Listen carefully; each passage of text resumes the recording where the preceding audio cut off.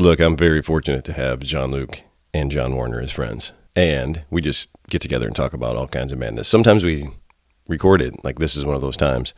It might seem edited and chopped up because a lot of the stuff we just maybe ramble or have nothing to do with what we're talking about or inside jokes. But I know you're going to like this one. As always, John Warner IV, Jean-Luc and I talking about UFO disclosure and whatever else comes to our mind. Albert, this funny story I came upon once about the dog people from Sirius. Oh, yeah. They have a little primate as a pet. So some do have pets, but I don't think they live in their houses. And so they thought it was funny that they had a primate, and we're sort of kind of primates. Yeah. Have dogs as pets. They thought that was really funny. But that's the Sirius dog people, the cynocephali. Ooh. Yeah. Well, wasn't they say that's real. Christopher supposed to be a cynocephaly? Did you know that? Your sister? My sister is a dog now.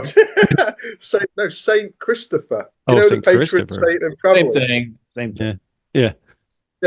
Well, if you look it up, right, he's a dog. He's a fucking dog. Really? And you're going like, seriously? And they said, like in the Bible, that he was dog-headed. He had the head of a dog. What the fuck? Yeah. In the Bible? Yeah. I'll find it. I think that's right. Holy shit. That's fucking new on me. Well, when you're talking about this cat shit, I remembered that there's this parasite in cat shit that gets in, like you can breathe it in. There's like all these people that have cats and there's constant shit all over. There's like this one parasite that you can get from cat shit, and then it literally makes humans crazy. Like it gets into your brain, and then it makes you fucking nuts. Literally, and that's why people have 30 cats. They start with one. It's like, seriously, it's a real thing, you know. Parasitic fucking thing that gets into your brain, and it's fucking makes you nuts. Like what was the other guy? What was the guy that ended up oh god, remember he was the one who did there's two guys. One of the guys that did the alien reproduction vehicle, what was the McCandlish? And what was the other guy that had his fingers supposedly blown off and he was under, Dulcie, Phil Schneider. Yeah. When they found both of those guys, they had a house full of cats with just shit everywhere. Those are two things that stood out. Seriously, like both of those guys had like cats shitting everywhere.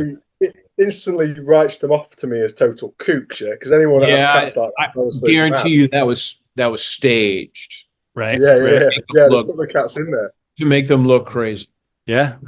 Or that parasite got into the brain. He just started getting a fucking bunch of cats. Or both. So if anything happens to any of us, if all of these cats are suddenly found around our bodies, we know it's a setup, yeah? Yeah. They probably do that, you know. It's like 300 cats at Warner's house. Hey, Majerowski, how do I share a screen? It says that you've disabled it. Oh, no. Multiple participants can share simultaneously. There. Does that work? Yeah. Let's have a look. Yeah. I didn't know St. Christopher was a dog head. How do you explain that away in the Bible? Oh, it's, no big deal. St. Christopher has the head of a dog. What the fuck are you talking about? Seriously? Hang on a sec. Let me go back over here. Like, this isn't common knowledge. Warren, did you learn that in Catholic school? What the fuck? No, I went to Episcopalian school, but that's right. Remember I used to study medieval art and drawings, and I remember coming across that. Yeah. Oh, yeah. See that? So that's St. Christopher. There's lots of them. But like, and everybody's okay with this. Like, oh, it was just a guy with the head of a dog, like, and just standing next to normal humans, right? They chalk it up to legend and artistic, funnery. But it's like, if you study the cynocephali, it's like the images show them as warriors or traders in grain and all this normal everyday stuff. It's not like they were portrayed as gods. They were portrayed as like, hey, how you doing? What's going on? Huh. What about Jesus? I mean, even Jesus Christ, when you actually look at the description of him, as soon as you get into Revelations, he's a lamb with 7 eyes. Seriously? Seriously. Honestly, it's like, when you start reading the Bible and stuff, it's like, what the fuck, yeah? So Jesus is transmogrified. He's become a sheep or a lamb with 7 eyes. It's just like, what? Are you fucking serious? when you see the pictures of it, like the artist's impressions, it's just a horror movie. It's like, what? How's this happened? The See if I can find it. the only Jesus I can relate to is my exhaust guy, a Mexican guy named Jesus, and that's it. But he can do a custom exhaust like you can't even believe. Yeah. That's awesome. It's working miracles. And no other Jesus makes any sense to me. Whatever. Well, this seven-eyed lamb Jesus, you're gonna love it, Warner. It's right up your street. My God, man. What the fuck? What is it? Seven-eyed lamb Jesus. I'll find it for you. I can't even believe that's a real. I can't believe I didn't know that St. Christopher. I mean, I got a medal like my grandmother gave me, I think, when I was a kid, a St. Christopher medal, protect us in travel. And dude didn't have a dog head, but no. Well, I guess they kind of adapt it because it's just a bit weird. I think as well, a lot of this stuff comes out of like the Orthodox Church, yeah, like kind of the Greek Roman Orthodox stuff. Okay, but, it's all there, man. Like, check it out. It's bizarre. I'll find you some weird Jesus pictures as well. I think there is a lot of history that's hidden in plain sight because people chalk it up to artistic, shenanigans, or whether or not they were trying to do something subliminal or whatever. And I think from my studies of ancient history and stuff, it's like they kind of just put it out there like it's no big deal. Right. Only today is it a big deal, and then everyone's like, "Oh, you're kooky. You think there's dog-headed people?" And it's like, no, there's Anubis and Ra and everybody, and there's animal-headed people all throughout our history and cosmology. So what? I think a lot of this, our grandkids are going to be like, yeah, no big deal. They're nice people. We hang around them. It's going to be an open thing. Human beings, we have a lot of trouble with everything that doesn't look like us. Yeah, we do. We have a lot of trouble with that. And everyone's like, oh, there's no dragons. I'm like, yeah, that's what they thought until they found the Komodo dragon. Right. Down in Indonesia. There's a lot of possibilities there, I think. Globally. I mean, we don't even know what is it, like 10% of the ocean? Like, fuck, we don't, there's bound. I mean, the stories of the giant squids and octopuses taking down ships in the 1600s and all that shit, they didn't think anything was real. What's that? Yeah, there's a frog. I collect frogs, little bronzes. They're my spirit guide ever since I was a kid. Oh, look at that. So I relate to frogs. And of course, the newest frog ET race. God, here it is. Let me pronounce it for you. First, there's the Mentakins, but then there's something called Mentakins. Yeah, they're from this star system. Shit, I don't know where it is. I'll find it. You guys keep talking. Oh yeah, no, it's cool. What was that? I don't remember what I was saying now.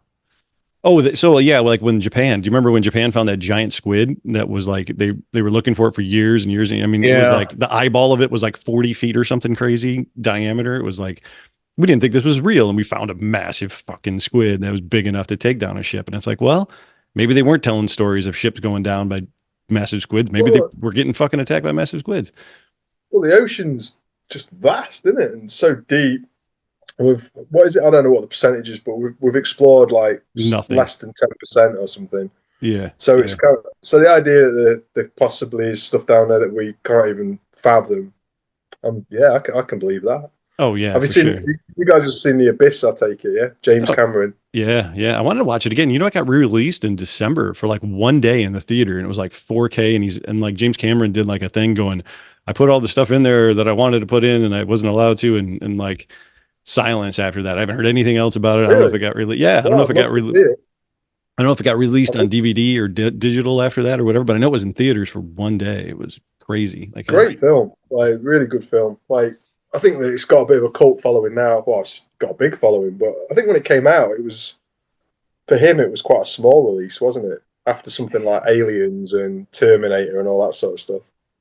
I don't remember how well it was received when it was released. I don't know. I don't remember if it's, if it was like a box office smash. I think so. I mean, I don't know. I mean, He's kind of, an interesting fella, James Cameron. yeah, Like, the stuff he gets involved in, like, because obviously he's done his Avatar movies, which are blue avian humanoids. So Corey Goode would be happy with him. Well, they weren't avians. They were more sort of aquatic based. Oh yeah. Oh, that's right. Yeah, like aquatic. Yeah. Yeah. And But in the new one, they're he's done- avians. There's like a whole nother clique they find that are like that fly or whatever, right? And like part 2 or 3 or whatever the hell it is. It wasn't as good as the first. Yeah. When I first saw the first one, Avatar, I was like, oh, they're being mean to the U.S. Marines because they call them colonial Marines. Mm. And now everyone's talking about, you know, the military forces in space, and it's like it has nothing to do with Earth. These are their own, you know, military corporate, you know, deals going on out there. And so I wonder about Avatar. You know, I mean, you know, I'm a romantic. I like to consider everything, and I think, you know, everything's a distinct possibility to me. It's just the way I think. And but a lot of times throughout history, a lot of that stuff comes true. Oh yeah.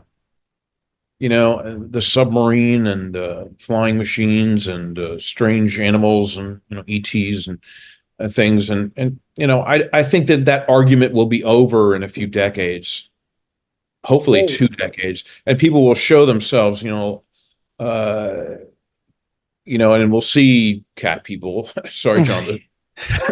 But they'll come down here and go, you live with 30 cats. Yeah, we don't do that with you people. We don't have 30 humans in our house dirtying up the place. Beer cans and Pop-Tart wrappers. So, you know, small humans. That's true. I mean, human beings, we're all kind of a little dirty, but, you know, with animals, and I mean, I live on a farm, and it's like, you know, but I have unwanted guests in my house, you know, mice, Yeah. critters. Black snakes come in.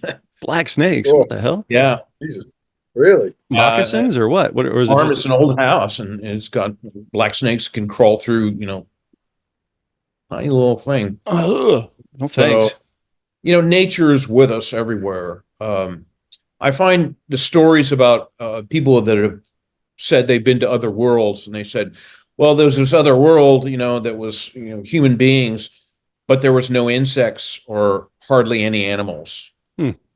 Because they engineered it that way. They geoengineered it that way. They don't need them. Huh. Yeah, there were plants and trees, and things were pollinated differently or artificially.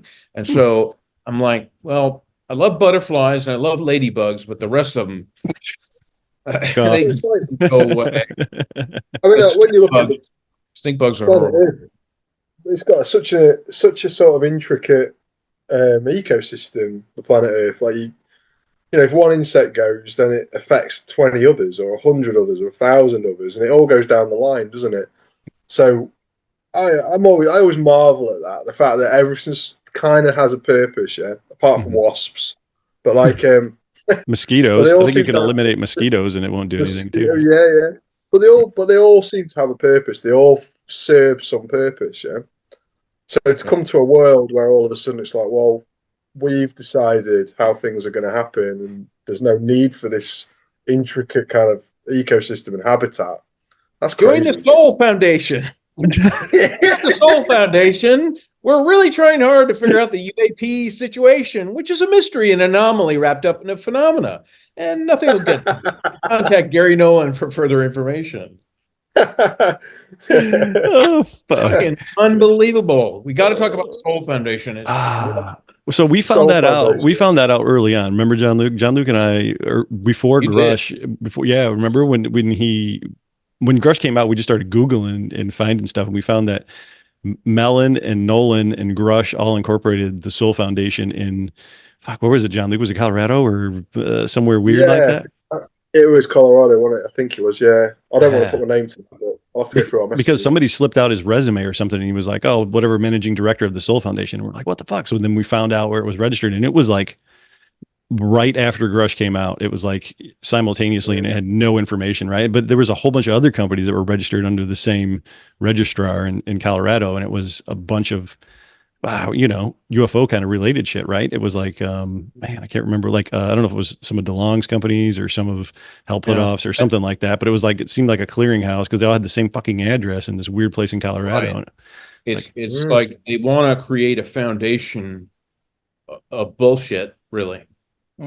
So people, when they check on Grush and Chris Mellon and Gary Nolan and all these people, they'll say, "Oh, they're associated with the Soul Foundation." Oh, so they're really legit and they're doing a great job.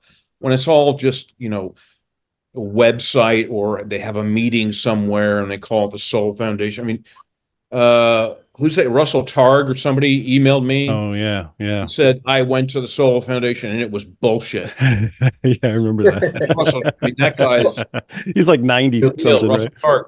And so and some others on Jack's Sarfati's forum, they were like, this was the biggest time waster I had ever been to. They didn't want to talk about anything relevant. Wow. I just think I always look at the names of these things, and when, obviously we've talked about before, when some of these things happen, and Sol, I mean, what does that sum up to you? Sol, Son, Sol Invictus, Solar Magic, Sun worship, Sun worship, sun cults. Gnostic, pagan. Yeah. It was a great sort of all-rounder, But it's like, what was the organisation before that was getting the attention? To the Stars Academy, a book by L. Ron Hubbard. You know what I mean? Yeah. The creator of Scientology, blah, blah, blah, blah. Using the 5-pointed star of Sirius on their logo. Like, it's just like, oh, mate, it just seems so obvious, yeah? Nobody gets it. I mean, that's what you hide it in plain sight, man. Nobody gives a shit, or they know, and they just. Yeah, I mean, most people don't understand symbology or the occult, and at all. We three nerds do, but I mean, yeah, that's true. I keep forgetting I'm an extreme nerd. It's like you can put anything to the Dog Shit Foundation, and people are like, "Oh, I love dogs." Yeah, they completely look over it. But it's you see it in like a religious group or a cult or something, Scientology. They'll have offices everywhere that are sort of empty, and addresses and websites. It's the appearance of solidity, right? Yeah. But it's not. It's just smoke and mirrors. And the Soul meeting was at, I don't know, California somewhere. They just picked a venue. There's no headquarters. There's no secretary. I thought they had it at Stanford or something, didn't they? Actually, or no? Yeah, they had maybe it was Stanford. Yeah, SRI. Exactly. A military, think tank. That's full on, national security state stuff. So why, if you're investigating UAPs, why are you having it within the national security state? I mean, they're not trying to hide it. They're being obvious about it. We're officials. We work with the government, the military industrial complex, and the intel, community. We're going to give you, disclosure. The new pyramid tic tac, and it's like, well, what is it? Well, we don't know. It's a mystery. Yeah, right. Wrapped in an enigma, and we'll figure it out someday. Maybe our grandchildren. We may never know how it flies. And then they'll end. Chris Mellon loves his conversation enders. Like, the human race isn't ready for disclosure. Sure. It'll never be ready. And all these things that just boom, it cuts the knees off of people. It's a conversation ender, like, we may never know the true intent of ET. It's a mystery. And so they keep it nebulous. But they're still doing a lot of talking for a reason. Like, I'm sure somebody greenlit the disclosure train and the conversation. And even if it's just for like to get us off of the narrative. Yeah. Just to dead us into something else. Yeah. But somebody flipped up the heat at some point, and it had to get the blessing from above. So there's no reason that's not right. I mean, but why? Handlers above handlers. Yeah, right. There seems to be some sort of build up to it, though, and I don't know how it's coordinated. But again, going back to secretive groups or belief systems, like the Black Lodge or whatever. Yeah, I guess. I mean, like, you had the Danny Sheehan saying, "Everybody watch out! The next big announcement that's going to come out of any importance will be on the 21st of March. You look at what the 21st of March is, it's the vernal equinox. Yeah, Easter, all that other bullshit. fucking Yeah, full so moon. like full moon, yeah, lunar stuff, solar stuff. Mm-hmm. It's every time. And then obviously you got Danny Sheehan, who, you know, a lot of people. I've got nothing against Danny Sheehan. I don't really know huge amounts about the guy, but I do know that he's connected to Jesuit kind of Big time. modern, yeah, new age thinking. He was going to be a Via priest. I saw in his last interview, he was talking about he was like 2 weeks away at a cemetery or seminary or school. Something. He was in and that was seminary school. just after he'd left Scientology. So it Oh, was there you like go. Danny Sheehan said, you know, he's just left his position with the Church of Scientology to become a Jesuit priest, who then went on to learn the art of Pierre Teilhard de Chardin, the Jesuit priest who created the idea of the Christ consciousness, the Logos, yeah. Yeah. So like all that stuff, and then obviously he has his website where he talks about how we need to do this Luciferian push, which is obviously, you know, that stuff was all on his website, like not even hidden really. It's like wild, man. It's But wild. they just took it down. They did take it down. Yeah, Yeah. they've taken it down. Yeah. But But still. it's like, it's all that sort of stuff. It's like, I don't know, man. Like, I mean, what are they doing? Are they all like, you know, getting together and putting on robes and dancing around a big fire and stuff whilst they have their soul meeting and stuff? Because it's just crazy to me, yeah, that we're going to call our new organization Soul, and then our representatives are all, you know, talking about Luciferian stuff. And weirdos, and you know, I mean, Russell Targ's not, but I mean, there were a few people there, but nothing got done. No. Well, I thought it was more of a like, let's get So academia was the involved, billionaire right? guy. He was there. What's his name? Bigelow? Brian, Oh, not Bigelow. Yeah, I know what you mean. I know. I can't remember what his surname is. He's a Mormon guy. the Skinwalker Ranch guy. Yeah. Oh So yeah, Fugel. Brian Fugel. Brandon. And Yeah, so, Brandon. Fugel emailed me and said, you know, you're right about the deep state. They own everything, the law. They own all of Congress, the presidents. They own everything. Because we were discussing on the forum, it's amazing we have any kind of disclosure movement at all, given at least the perceived power of the deep state. Why don't they just to get rid of everybody? I mean, it's easy to incriminate people and, you know, take away everything, their money, their family, or whatever, and just control it all. And so it's the fact that we're talking about this now and doing stuff on Twitter and YouTube and everything. It's like it shows you they don't have 100% power. Oh yeah, They probably have 50%, and you know the gray hats probably have the other 50%.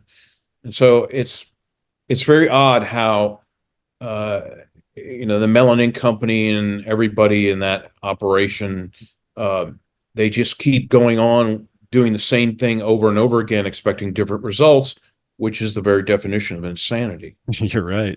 I mean, totally it really right. is. You know, it's like forget all the politics and the backstabbing on Twitter and this whole Grush affair with, you know, dark journalists and everything. It's like forget all that. What have they given us? The public at large, the world, and the answer is so little in the last 7 years. Well, And in the 80, nothing. I mean, it's they've done a good job of steering it in a different direction. I mean, look at nobody's talking about the shit we are. Nobody's talking about the shit that we're talking about. They've done a really good job of steering it down the road of just bullshit tic tacs and shit in the sky that nobody cares about. Nobody's talking about the esoteric connections. Nobody's talking about the solar connections or any of the other shit, right? Nobody's. So they've done a good job to steer it away from that. I can give them that. You know, Tom DeLonge writes young adult novels that are so weak, need, and yeah, they're okay, you know, whatever. They're not bad. They're not bad. You know, it's okay, but it's like they don't do anything concrete. They're like, here's a picture of an alien. Here's Lockheed Martin. This is them back engineering a craft. We stand behind it. They never do that. So what is their whole thing? I mean, why would Chris Miller and Grush contact dark journalists of all people, right, over Twitter? Yeah, I mean, it's like shining a big spotlight on dark journalists and going, "Hey, you son of a bitch! You know, how dare you? You're not even a journalist." You know, and everyone's like, "What the hell?" And you know, Bruce mentioning my grandfather and this cat and mouse games. Why though? That was a dumb move on their part. I don't think it was. Yeah. I think it was the kid. Or Don't was you it on think? purpose? It was Or on purpose. I don't think any of the shit they do is on accident. Honestly, I mean, But why Maybe would you not. want to make yourself look like douchebags on purpose? I think that like we were talking about. I think that Melons Kid ran his Twitter feed, right, and just he got butt hurt by something that somebody said, and then just went off script. And Yeah. I bet you Chris did. I bet you Chris had no idea what was going on and had to play cleanup because somebody else probably called him and said, "What the fuck is going on? Your kid's going rampant," and it looks like him. If you look at the text, we talked about it. If you look at the text and the way he writes, there was the dark journalist feed. Mhm. And I posted a funny picture and said, we Melons hold secrets. Yeah. And Hunter came after me, the little shithead. And I wrote something that just buried his ass. Yeah, But you did. say I deleted all my posts out there. I don't want to be in this because he's just a kid out of Harvard. Yeah. 23, 24. I don't know. He doesn't know anything. He has no life experience, and so I'm not angry at Hunter at all. I don't even know him. But for his father to let him do that, that doesn't show good wisdom of any stripe. That can't be on purpose, because that's just throwing your son to the lions. And I thought that was tawdry, so I deleted all my stuff. And but I did like your counter to him. Well, I did, but I lost my temper. I know. I lost my temper, and he goaded me. Fair enough. And I lost my temper that day. I was having a bad day, and I was like, "All right, fuck you, kid. Yep. I'm gonna nail you to the wall. You're not a man. You have no life experience," and blah blah blah blah. But I mean, nothing against Hunter. I think I've met him once briefly, and it's like, hey, Chris, keep your fucking family out of this. There you go. Business. I thought he told you that too. I thought he told you that at one point. Fuck. He can't take his own advice, right? He said, don't, at the reunion, he said, don't talk shop in front of the family. Right. Well, just talk shop. Yeah, he did. Don't bring up, my father never brought me into politics. I stood on stage with him once with my sisters in Richmond, Virginia, when he was getting reelected in 1984. He never asked us to speak or go campaign or do anything of his kids. He didn't want to taint us. All right. Why would Chris Mellon put his son out there? It beggars belief. It's madness. It's tawdry. And, it's like, I would never do that. I would never involve anybody in my family in any of this. This is dirty business. So I don't get, it doesn't make any sense. It's very strange behavior. If they did it on purpose as part of their op, it's very, very strange behavior. Well, I mean, imagine if it's an op, right? So David Grush contacts our journalist on purpose to start this kind of rumor mill because he knows that the reaction, that you can then say that he was getting pressure from Chris Mellon. Why though? What's that? What does that do for their movement? Does it give Chris more clout? Does it give more? Does it insert? Not really. Does it insert him as the big dog? Like a bully. Makes him so look far, like he's been in his ivory tower, and he just tweets, or maybe his son manages his account or whatever, and he tweets and he doesn't comment on anything, and he lost his cool demeanor. But I don't think it was him. I really don't think it was him. I don't see Mellon being that kid. I bet you his son. In my opinion, I think his son probably got pissy because he was trying to defend his dad, and realizing that he had the platform that he did, and being his dad, he just mouthed off and just did what he did. I understand that. I said, I know I wrote that. I said, I know you're angry at people for picking on your dad. I probably would do the same thing in your shoes. Right. However, ... Yeah. I gave him 50,000 rounds of ammo. So, but it's, 24 out of Harvard, you need to start growing up with some of this stuff if you're really going to comment. And just because your father's son, at 24, I couldn't have commented on the UFO topic, let alone 30 or even 35. It took me decades and decades, really, until I was 59. So, it's really strange, and it was a bad move. It did not. Because Mellon's getting more grief now. I didn't realize that, but you looked on some of his feeds, other people were like, where's the beef? Been doing this for 7 years. We've seen nothing. It's because Nothing to do with that's me, the exact you're- reason. I think that like a lot of the time when I've had my mind switched about people, like it's usually because of poor behavior. Because what I expect from people trying to sell the idea of higher worlds, other realms, all these sorts of things, it's usually not coming at you like you're in a schoolyard argument.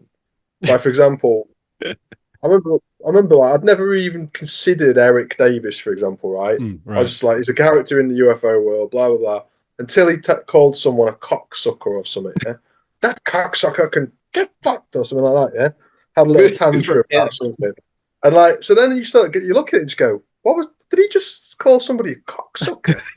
So, what the hell, man? Then I'm like going, I can't take this guy seriously anymore. Like, yeah, well, I can say it because I'm just some dude who moves furniture for a living. But when you're supposed to be like on the pinnacle of alien disclosure, and you're just like, you're a cocksucker. It's like all it makes me do is go, this guy's a clown. I'm now going to investigate him, and oh look, he's connected to the Kazooie, to Scientology, etc., etc. Yeah, Right. So Well, it's just Twitter is a schoolyard, and it is bare knuckle fighting. Yeah, you're right. It's a high school, schoolyard in the Bronx is Mhm. what it is. And, you could be high-minded and polite and everything like that, but you get no attention. And I try not to cuss much, but every now and then I try to use it sparingly. It like one guy's like, "Oh, I've never heard of that." I'm like, do some homework. Here's a link. God damn it. Yeah. I get angry at But people's laziness, but you're not part of the government. all it takes You're is some not part of the agitators. It takes some agitators, whether they're bots or real people or whatever, to bring everyone down. Mm. And I'm like, shame on me, shame on everybody. It's like we all do it. And my wife says, if you get angry, walk away. Yeah, that's right. Don't post. Good move. Yeah. Wait a few hours later till you cool down. Yeah. Good Yeah. advice. Sometimes I have a short fuse. I'm trying to work on that. But Twitter's infuriating. It is. Um, It is. I mean, one day I lost 100 followers for no reason. I mean, it promotes the attitude of kicking someone when they're down rather than elevating people up. Yeah, there's some good within the bad though. I mean, if there wasn't, we wouldn't all be there. I mean, for God's sakes. I mean, they just try to trumpet it. I mean, just the bullshit sells and the drama sells, and people who are more, you get Stephen Greenstreet talking shit. Although, I can't figure out his narrative. I mean, he says the same things that we say, except for, I think he's just pissed off because, like we were talking about earlier, he was a Mormon, ex-Mormon, and he saw how culty and that shit was, and he left, and he's painting the whole UFO disclosure thing in that same entire light, right? Like he's looking at it because he's calling it a UFO cult, and he's like, this is a UFO cult. It's the same thing, and it's like, well, okay. He's looking at it from that perspective, and I understand that he's doing that because he's pissed off about the Mormons. He's got a beef, he's got a beef, but he's going down the road that everybody else is. But it's so weird to see that, and then the other side, and then the warring between. And to me, you can call me crazy, but I honestly think that they're probably working together at some point, or they're working for the same person. They just don't even know it. In their factions, right? They're Greenstreet's the center who's saying this is all bullshit, and he's in the same, the right hand's telling him to do that, and then the Melons and everybody else on the other hand are doing the disclosure rollout. I think if you control all of the whole nexus, you control the whole thing. But what do you guys think about that dude? Greenstreet. Yeah. No, I get him mixed up with the other green guy, Greenwald. Oh, Greenwald. Oh, yeah, the Black Vault guy. The Black Vault. Yeah, Greenstreet's the New York Post guy. Makes the videos. It was a Mormon. Greenstreet's Greenstreet bunker. Yeah. Well, he just yeah. But now he's going after Melon because they haven't produced anything. Yeah, I think that. How ironic. Yeah. The enemy of my enemy.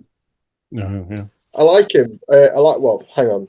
I need to quantify this. Like, I agree with most of the things he says, but he relishes too much in pissing on people's bonfires. Yeah. And I think that's sometimes cruel. Mm. I think there's certain ways to approach situations without calling people cocksuckers. Well, cocksuckers is one, but do you know when it's just with cruelty? You know, when you look at it, yeah. because a lot of people have so much faith in some of this stuff that to come at it with relish, bring them down, bring them down. Mhm. You gotta wear kid gloves because it's gonna hurt. And I do you know what I mean? Like you can't bring people's heroes down and their entire belief systems down. Yeah. Daily for fun as sport. Yeah, You know, he's definitely got a that's bone how to pick. I agree with got a you. bone to pick, yeah. That's journalism to a degree. You know, that is journalism. I mean, my dad fought it all his life. Mm-hmm. You know, they said he was a wimp and he wouldn't make a good senator and all this crap. I mean, you know, any opposition to one party or one, mindset or belief system, you know, the opposition, they're always going to throw mud. And we all get wrapped up into that to a degree. I try not to get, that's why I just backed out of that feed. I deleted all my stuff because it was like, okay, he got the message. There's no reason to leave it here. So it looks like I'm picking on him because I'm really not. I'm just pissed off. Right. You know, well, you're not a bully, are you? That's not you. I mean, we know you. Yeah. That's not your style. Most people don't. I mean, you know, I speak my mind plainly. Mm-hmm. And when everyone wants to talk about, you know, the fuck is the balloons? What was that? No idea. What was that? Just balloons just came out of nowhere. I like the fact it was balloons as well. Fucking around. That Green Street's actors. Like a David Grush balloonogram just landed. What the Amazing. fuck? No, I mean, you know, we're all sort of in the same boat. Yeah. But boy, you know, the top deck and the upper class wants everyone else to sink first, and then they get some lifeboats like the Titanic. Yeah. I mean, a lot of this is rearranging deck chairs on the Titanic when we bicker amongst each other, and you know, it's like, but you know, just like the movie, I mean, it's like there are people with guns who will take their place in the lifeboat and kick the women and children out. You know, it's really hard. I don't want to, you know, I don't want to be an asshole, but it's like sometimes you gotta be. You just have to be. This is not. We are not discussing sports. Right. Right. Yeah. Discussing basic humanity, what our true history is, religion. You know what's going on there. I think it's mostly bunk. It has some good history and legends and facts and historical places, but you know, and then we're talking about, you know, world domination by the elite few, and it's like it's not funny anymore. It's not something we all joke about it because humor is important, but the bottom line is Chris Mellon. I don't care what the Kirkpatrick and Mellon banging heads. They're all on the same fucking team. Basically, if you go deep enough, they may not like each other. And Kirkpatrick's might be, you know, with his Pentagon friends saying this is bullshit. Well, okay, Kirkpatrick, well, get some generals and admirals and do your own press conference. Nothing. And so, you know, the gray hats on the inside, they're definitely pushing for disclosure. You can tell throughout history and everything it's happening, but it's like, what the fuck? You know, we're running out of time. And I think, you know, there are people that will unleash earthquake weapons and other weapons of mass destruction that make atom bombs, you know, look like cap guns. You know, I mean, for children, and these gatekeepers are covering for psychopaths, sociopaths, black hats, murderers, blackmailers, and you know, people that have been kidnapped and scientists that have been abused and soldiers. I mean, they're covering for all that. No matter how much of it is true or not true, a lot of it has to be just by the sheer, you know, why the trillions? Where are the trillions? The secrecy costs a ton of money. One guy said it costs 7 times the R&D. That's insane. So if Catherine Austin Fitts is right, and since the 50s, there's a missing, I don't know, 40, 50, you know, name it, 60, 100 trillion dollars. A lot of it just goes to the cover up and the secrecy, which really hasn't worked very well. It works only because the public is myopic and understandably ignorant. Yeah. So it doesn't really work, but nobody wants to believe us tinfoil hats. But that's going to change. It already is changing. There are people who are like, oh, what's all this UFO stuff in the news? I'm like, I don't know. Don't ask me. I don't want to get in that with everyday people. They have no concept of what's going on. You can't explain anything to them. So I've made that mistake, and it doesn't bring you any happiness to have that conversation with people. No, you most can't. of the time, it's just a mad person. Yeah, I mean, we all are in the same boat. I mean, the people that want to leave the Earth and go to, I don't know, colonies off world, and and fuck you to the rest of the human race. Okay, but the rest of us are all in the same boat, and that includes a lot of the deep state who aren't going to go off world or somewhere else. It's sad, but it's the plate of worms we're given. John Kennedy once said about the House. He was talking about the Senate and Congress, and he said, "The House, we're not going to get anything done in the House. It's a can of worms." And he was right. Not only about the House, but the disclosure movement is just a giant can of worms. Yeah, I mean, even if you have the best intentions, I don't think you're going to get anything done, right? I mean, even if you have the best of attentions, you're just not gonna. You're not going to push. I get an equal amount of hate and an equal amount of like.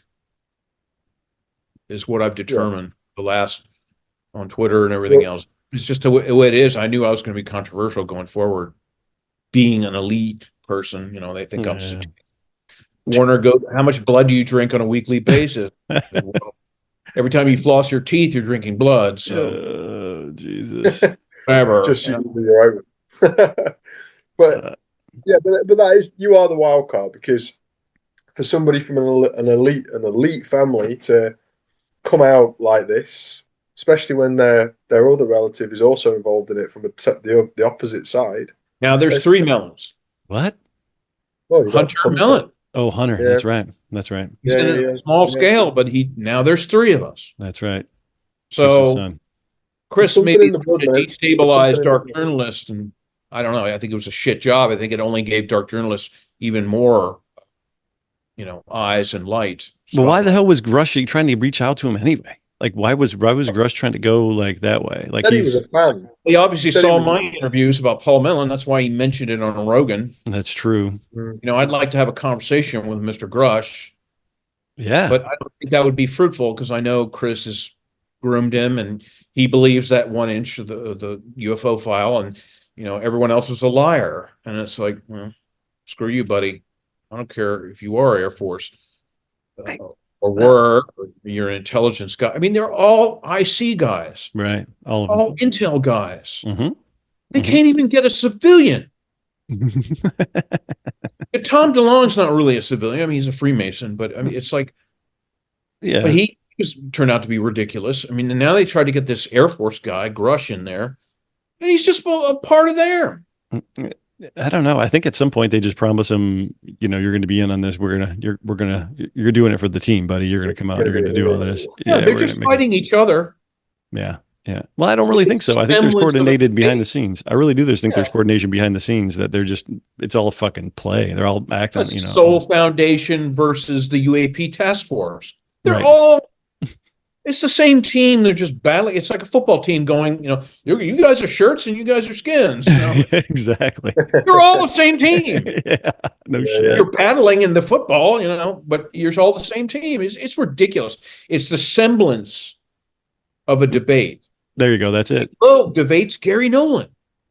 It's a semblance. Joe Rogan has Gary Nolan on. It's a semblance of a debate. And Jeremy Corbell and Knapp and I don't know, even Bob Lazar. I mean, they all kind of. Oh, so I talked to a guy. They're all working with the team. I don't know why. I wanted to ask you guys about this. So I met a guy. Forget about whatever. But this guy said something to me that I never thought about before. He said, "What about Bob Lazar?" And I'm like, "I don't know." And he said, "I think he's legit." He's like, "I know guys that have worked with him or whatever, or were there." And I said, "Why?" And he said, "Well, they brought him in because he's dispensable." And I said, "What do you mean?" He said, "Before they brought him in, they had a big explosion and it killed a bunch of scientists. Like, a bunch of people died because they were doing something with the reactor." He said, "So they bring a guy in who's kind of smart, knows what he's doing. He's smart enough, but they don't give a shit if something like that happens again. no big deal. It's just this guy, right? And I was like, well, that kind of makes sense. You know, to me, that kind of puts a little, perspective on what he's talking about. Like they just kind of pulled him in. Maybe he doesn't have the creds or all that shit, but maybe he could just fuck around and figure stuff out. Like, Warner, you and I can, hot rod stuff. We can figure stuff out. We're not mechanics, but we can go do shit on cars and whatever else, right? Maybe they thought that this guy could just go in there and like, if he blows up, he blows up. Fuck it. And, I mean, Bob Lazar is very smart. Oh yeah, yeah. I'm not saying he's not at all. I'm just saying like maybe that was the push. It was just like, well, if he blows up, fuck it. I never thought like that. The military does that all the time. The officer sends the platoon. You guys go scout out the Russian lines, and they come back dead. In the military, there's a caste system of who's expendable and who isn't. Yeah, usually officers aren't. In Vietnam, they learned that fast with all the young lieutenants, and the platoon guys were fragging them with grenades. Wow. Gosh, our lieutenant's dead. Oh, so it's terrible. Fuck. And they started using, non-coms, sergeants to lead the patrols. So, he's one of the men. He's not a commissioned officer. So the military learns like that, and they often dispose of disposable people. It's sad. In wartime, you kind of have to do that. Oh yeah, it's grim, but it's the truth. You're not going to sacrifice a general. I mean, Ike forbade Patton to ride with his troops, and Patton said, "Fuck you." Really? From the front, I'm going to sleep in my tent on the ground with those guys. Bradley and Ike and all the other guys. They didn't do that. Patton did. That's because awesome. in former lifetimes, he was a grunt and a soldier and a foot soldier. So he had affinity for his men, even though he was, I think, the richest American general of World War II. No shit. I had no idea. So, yeah, he came from a wealthy family in Pasadena. He married into wealth. Wow. He had a lot of occult things going on, but he knew, his strategy was just keep the Germans on the run, which is the best strategy, even though it's high casualty. So anyway, I'm getting off on a patent tangent again, but it makes sense. But it does make sense. He's a mystic. He was one of us, and he was read into the UFO file 100%. Had to have been. Oppenheimer too. I mean, come on. I mean, people read stuff and then they're like, okay, but they don't connect anything else. It's like, who else was a mystic and a Freemason and you got to remember all these people knew each other. Yeah. Grandfather Patton, he knew Marshall, he knew all these guys. So it's today when we see this team up there with Gary Nolan and everything, they all have connections with the CIA. They don't even try to hide it. Yeah, they don't. Not at all. And when Chris Mellon says the CIA doesn't do anything illegal, let me explain that. I like that one. The CIA black hat squads or whatever, they're under national security dictums. When you do something under NATSEC, that's totally legal. It's extra constitutional. Oh. So when he says the CIA would never do that, they would all go to jail. It's like, but no one's going to prosecute them because they're above the law. See what I'm saying? So he's telling the truth. He is telling the truth. But he's manipulating thought. People they think, if you do something wrong, the CIA, they'll hang you for it. No, they won't. If you're doing something with a certain level of secrecy and compartmentalization, you're above the law. Right. The law you don't exist. Your operation didn't exist. I'm sorry, Senator, that operation didn't exist. I don't know what you're talking about. They could do that in hearings, and so the law can't touch them.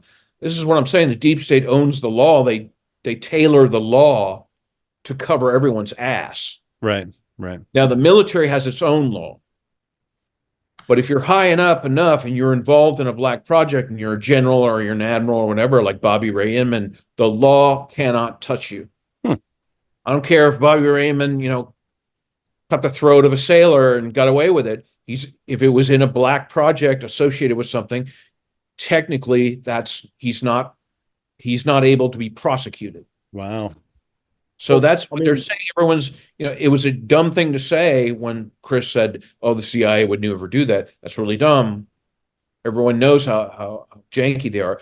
But when when people say the CIA, and I'm guilty of this too, you're really meaning a lot of the alphabet agencies, Right. NSA, NRO, DIA, NGA, yeah. you know, go down the line. All these places that are under NatSec protocols, they're above the law. Mm-hmm. Now, if a low-level employee rams somebody with his car and kills a family, okay, the law takes care of that. But if you're a higher-up person, no. Mm-hmm. I mean, my dad was a lawyer. He worked for the Marine Corps Reserve in the 50s, and he worked for a federal judge. He did Pentagon work.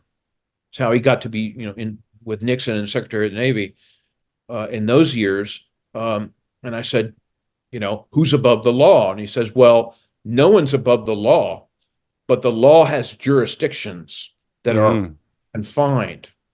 And if you're outside that jurisdiction, the law doesn't apply to you.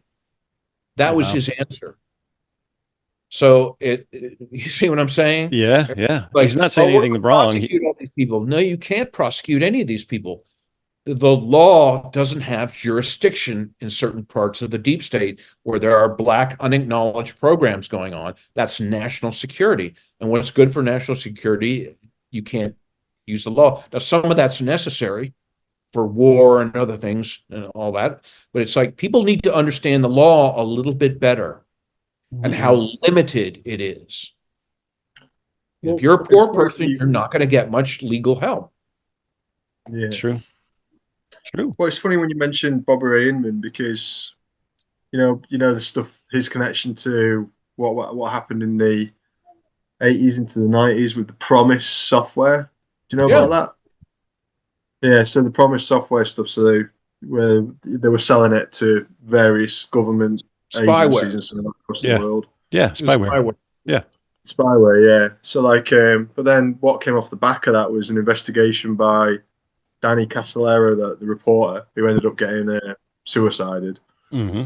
But he believed he'd come across some big black world conspiracy called the Octopus, which was being operated out of Indian reserves, where apparently some of the laws are different. I don't know, I'm not American, but the way the laws are on the Indian reserves are different. So they were doing it on, is it the Karazhan Reserve? Yeah, tribal law is completely different under federal law. Yeah. Warner might know a little bit better than me, but I think that they have their own trials, their own judges in Native American land, right, or territories, or would they still call them reservations?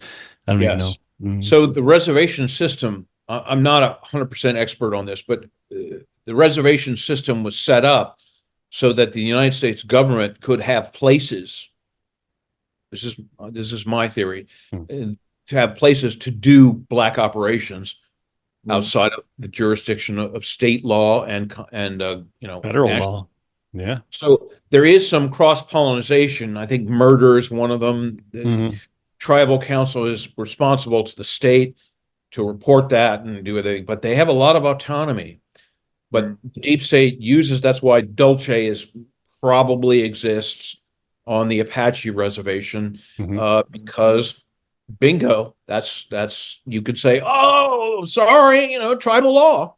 We're breaking any laws, Yeah. So it's a get out of jail free card. Yeah, I think so, because I think there's like murder and treason and something else that they have to, but there's a lot that they can't. The jurisdiction, you just can't go in there. You can't go in there as like a FBI agent and just start rolling through. Imagine if you also you can't. You can't. And so if you have, let's just say you have a deep underground base underneath a reservation, you come up with your elevator and it's in a log cabin, and they're coming and going and everything like that. Obviously tribal law is pretty weak. It's not going to say, okay, you guys, doggone it, you were, hauling in people and gray aliens, we don't like that. And they're going to say, well, fuck you. So, do you want us to take away your casino? Right. There's that. Now, I love Native Americans. Their spirituality is very important for the world. I'll say that a million times until I die. But when they do these casinos and other projects that are making money, you got to wonder if that's not a way for the deep state and military people to say, yeah, you can do that. Go make all the money you want. Just be quiet about what we're doing over here. And they're like, no problem. Mm-hmm. What do we care? And I think my message to Native Americans is I hope you really start caring, because it's all of us. It's not just the white man or the Mexican or the Asians or the black people. It's everybody. We're all in this together. Mm-hmm. And, until they start reporting all the strange things that are happening on reservations due to these underground facilities, I mean, that could stir up a hornet's nest, but they need to do it at some point. Others have, there have been Native Americans that have come forward and said that. Mm-hmm. But a lot of people don't. Morningstar, was it Robert Morningstar? One of the big, and others, Mahudi, Chief Mahudi was Kahudi, I forget his name, but there have been, but a lot of people marginalize them because they're a minority. Yeah, it's bullshit. Well, and then the other part they'll have like, oh, we have this like it's an endangered fucking squirrel that lives in this land, so you can't dig over here, and you can't do seriously every single one of those spots. There's like it's like an endangered plant or a squirrel that you can't fucking dig. Exactly. This gets back into that Skinwalker Ranch thing we were talking about a couple years ago. These portal sites, these sacred sites. Yeah, right. My guess is, I'm just speculating. My guess is these reservations were, even back in the 19th century, they probably knew what a portal was. Certain small groups, the airship people, other, the chemical bank and I don't know, Mellon Bank. There were certain occult people that knew about, how important for the future these sites, these sacred sites were, because they could exploit it for messaging out into the galaxy and the universe, to dimensions and things like that, and a transfer of goods and services and even people. And they were like, we need to protect our sacred sites. And so that's why you go to a national park and they'll say, oh, that's a sacred site, you can't go there. And it's like, I wonder what they're protecting. Probably 1 million Skinwalker ranches on steroids. Probably. Yeah. Interesting. Very interesting. But then if you double that up with the involvement of non-US passport holding diplomats, Knights of Malta. The Knights of Malta. Fucking. Well, when you start to see kind of how these sort of things work, so you run these operations off Indian reservations where the laws are different, where you can get away with this stuff. You then involve people who have certain passports and diplomatic immunity, so you can do these things too. And they might actually be American citizens at the same time. Yeah. You can see how you could easily set something like this up and let it run, unprosecuted for forever. Yeah. You know what I mean? It's crazy. Yeah. Easy. Yeah, trying to do anything disclosure-wise, constitutionally and above board, it's going to be really tough, because researchers who don't want to touch certain third rails, well, you're only going to get so far. They don't want to, they say, well, I don't want to do anything illegal or that goes against national security.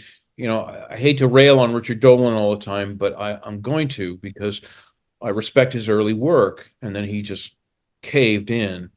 And Stephen Bassett and I had a long talk here at my apartment about it, and I said, Dolan's work was foundational, and he's like, yeah, but now he's got a new wife and stepkids, and he's worried. And I said, well, I appreciate that. I have a wife and stepkids myself, but God damn it, you got to touch that third rail, because we're not only going to get so far by playing by the rules. I'm not saying people do things illegal, right? Except for hacking. We're not going to. Gary McKinnon had to break the law to crack an egg. Yeah. You see what I'm saying? And everyone is afraid of that. And it's like, I'm so appreciative of hackers. We would have nothing. Julian Assange, everybody, we'd have nothing, hardly anything. And it's like, the deep state doesn't play by any rules.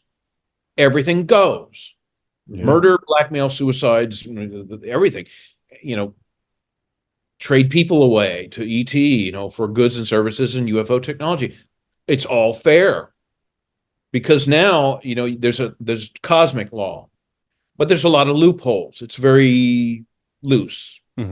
So cosmic law, it's contracts law. That's where we get contract law. I'm convinced of it. And it's like, well, corporations, do you think corporations do everything above board and by the legal system? Hell no. They wouldn't make a profit. Right. They have to bend the rules all the time. Well, Deep State Ad doesn't have any rules at all. And everyone's like, well, I'm gonna do some research about UAPs and I'm gonna interview some government people. And it's like, you're not helping anything. You're helping them. Yeah, you're right. And Dolan is too. He's a fucking criminal. And I hate to bring that up, but he is. He's helping them by not doing his fucking job. Yeah, do you think he's willfully ignorant though? I mean, do you think he's just like his sources are just telling him, what the fluff or whatever, and he knows better? You think what I mean? He coined the term secret space program. Wow. I had no idea. Look at the video of the 2014 Secret Space Program conference. He spoke there, Greer spoke there, J.P. Farrell, dark journalist, everybody. Right. And then Dolan took a nosedive after that. What would Dolan's definition of the secret space program be, though? Well, read his book. He was, he's very careful with his words. He's like, gosh darn that government. I have to wag my finger at that gosh darn government. I don't think they're telling us the whole truth. That's so good. That's not a bad impression, man. Very good. Yeah. I even look like him with the beard and the glasses. But he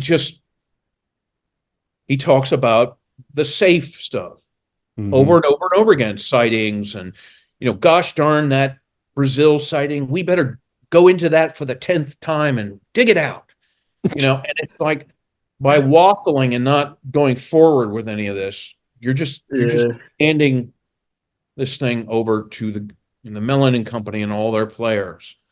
And I'm sorry, we are infighting and we're bitterly disagreeing with one another, but it has to be called out, and say what you want about Greer, but it's like Greer was doing this, in the early 90s when no one was, and he was calling a spade a fucking spade. Yeah. The deep state did this, they killed this person for it. Yep. Fuck was Dolan doing? And the problem is there's so many lightweight researchers now. UAP Mike, UAP Dickie, on YouTube going, and they just post the fluff, the government fluff, and they get likes and subs. Yeah. I mean, sorry, I'm going to have to vent on that. It's important because they're cutting everyone off at the knees. They're just the mud that's being added to the river. But muddying the water, right? Is you got to there's an industry based on this stuff, and that's the thing. These people know where their bread's buttered, and their job is having conversations like ours all the time and writing little articles. I imagine if that was your full-time job, and all you had to do was just keep on towing that line, and you're gonna get a nice early retirement and not a bad living, Once you've been fully compromised by that, once you're bought and paid for not even by an organization, just by your situation, it's hard to come out of it. I mean, if Dolan suddenly came out and started doing what you're doing, Warner, well, good for him then. I've probably have a lot less money. Yeah, I mean, I've written to him respectfully. I said, Richard, I really enjoy your early work. I read all your books 20 years ago, and all that stuff. I tried. Never spoke to me. Does he never reply to you? No.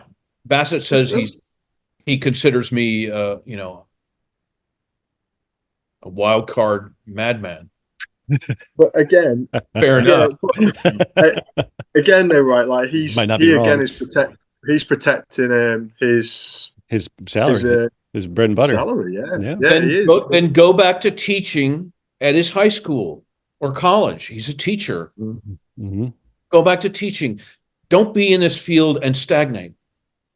Yeah, well, you got to think people. I mean, he's up there with Linda Moulton Howe. I mean, she should retire too. Fuck. I mean, you got these people that are coming. They've been here for 40 fucking years, and what do they got? They've done some really good work in the beginning. Linda Moulton Howe did really good work in the beginning with the fucking animal mutilations. It's great, but now, I mean, I sat there contacting the desert and wanted to poke my eyeballs out, listening, trying to fucking listen. I'm sorry, I tried. I just couldn't do it. Did she bring the cats with her? I think so. I think somebody was. I think it was a cat wrangler. There was like three cats there. Some guy holding three fucking cats, fucking on stage talking about. Beware of these cat people. I'm telling you. My God. So yeah, mate, she didn't even need the cats planting. She actually got them legitimately. She's got them, dude. It's funny. When I was growing up in Colorado, my mom moved to Colorado, and I remember being 18 in 1980, somewhere around there, 18, 19, and Linda's book came out about the mutilations. Oh, the first one, the very first one, yeah. Yeah, my mom had it because she had a ranch. My sister still has some of that land. It's on the Colorado-Utah border near Grand Junction. It's the high country, and there we had mutilations. No shit. Strange, silent black craft and helicopters, and they had seen that. And I looked at it and I said, she had a photo of one of our cows at the ranch, and then Linda's book, and I was like, holy shit, there's something to all this. Wow. And I think that really got me going. The story is she was warned off publishing photos of the human mutilations. Right. They don't want anybody to talk about that, man. They don't want anybody talking about that. I posted a grim picture on Twitter. Mm-hmm. People hated it. Oh, yeah. Because it's scary shit. Like, take this down. How dare you? That's a coyote. I said, I know what a fucking wolf and coyote is. I've seen them at the ranch.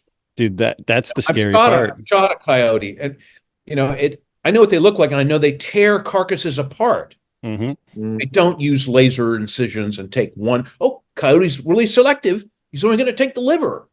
And by the way, the reproductive fluid of a cow. Very strange stuff. Call him a smart coyote. What, I mean, it's ridiculous how people apologize and stick to the narrative, the shred of reality that was 50 years ago. It's gone. Well, we talk about all the players. And you look at Colin Kelleher. He wrote a book that nobody's ever read that talked about. He did the whole cattle mutilation book, and in his book, he has all these different things talking about. It was a prions disease. It was the cattle all had like the tracking of prions disease, which basically goes into, I think it has a connection to Alzheimer's. I could be completely wrong, but he said in many of these cases, they've documented with syringes, fucking vinyl gloves, rubber gloves, like all of this shit. Right. And they have that all documented, but nobody talks about Colin Kelleher's work in any of that shit. Right. But Colin Kelleher's in the Skinwalker Ranch, and he's part of that whole club too. So yeah, and they always say it's the government because Greer's convinced the government does it only, and that ET's not involved. It's like ET's been doing that for millions of years. Yeah, okay, everybody. For a variety of biological reasons, it makes sense. To come out and say, "Oh, it's just our government," that's selective thinking.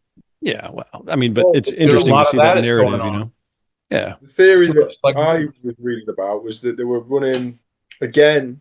A lot of these mutilations started off some of the reservations. Yeah, there you go.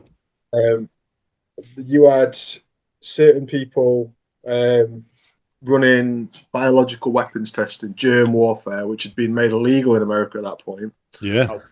They were testing it on. Not illegal. Oh, yeah, that's right. If it doesn't exist. If it doesn't exist, it's not illegal. Yeah.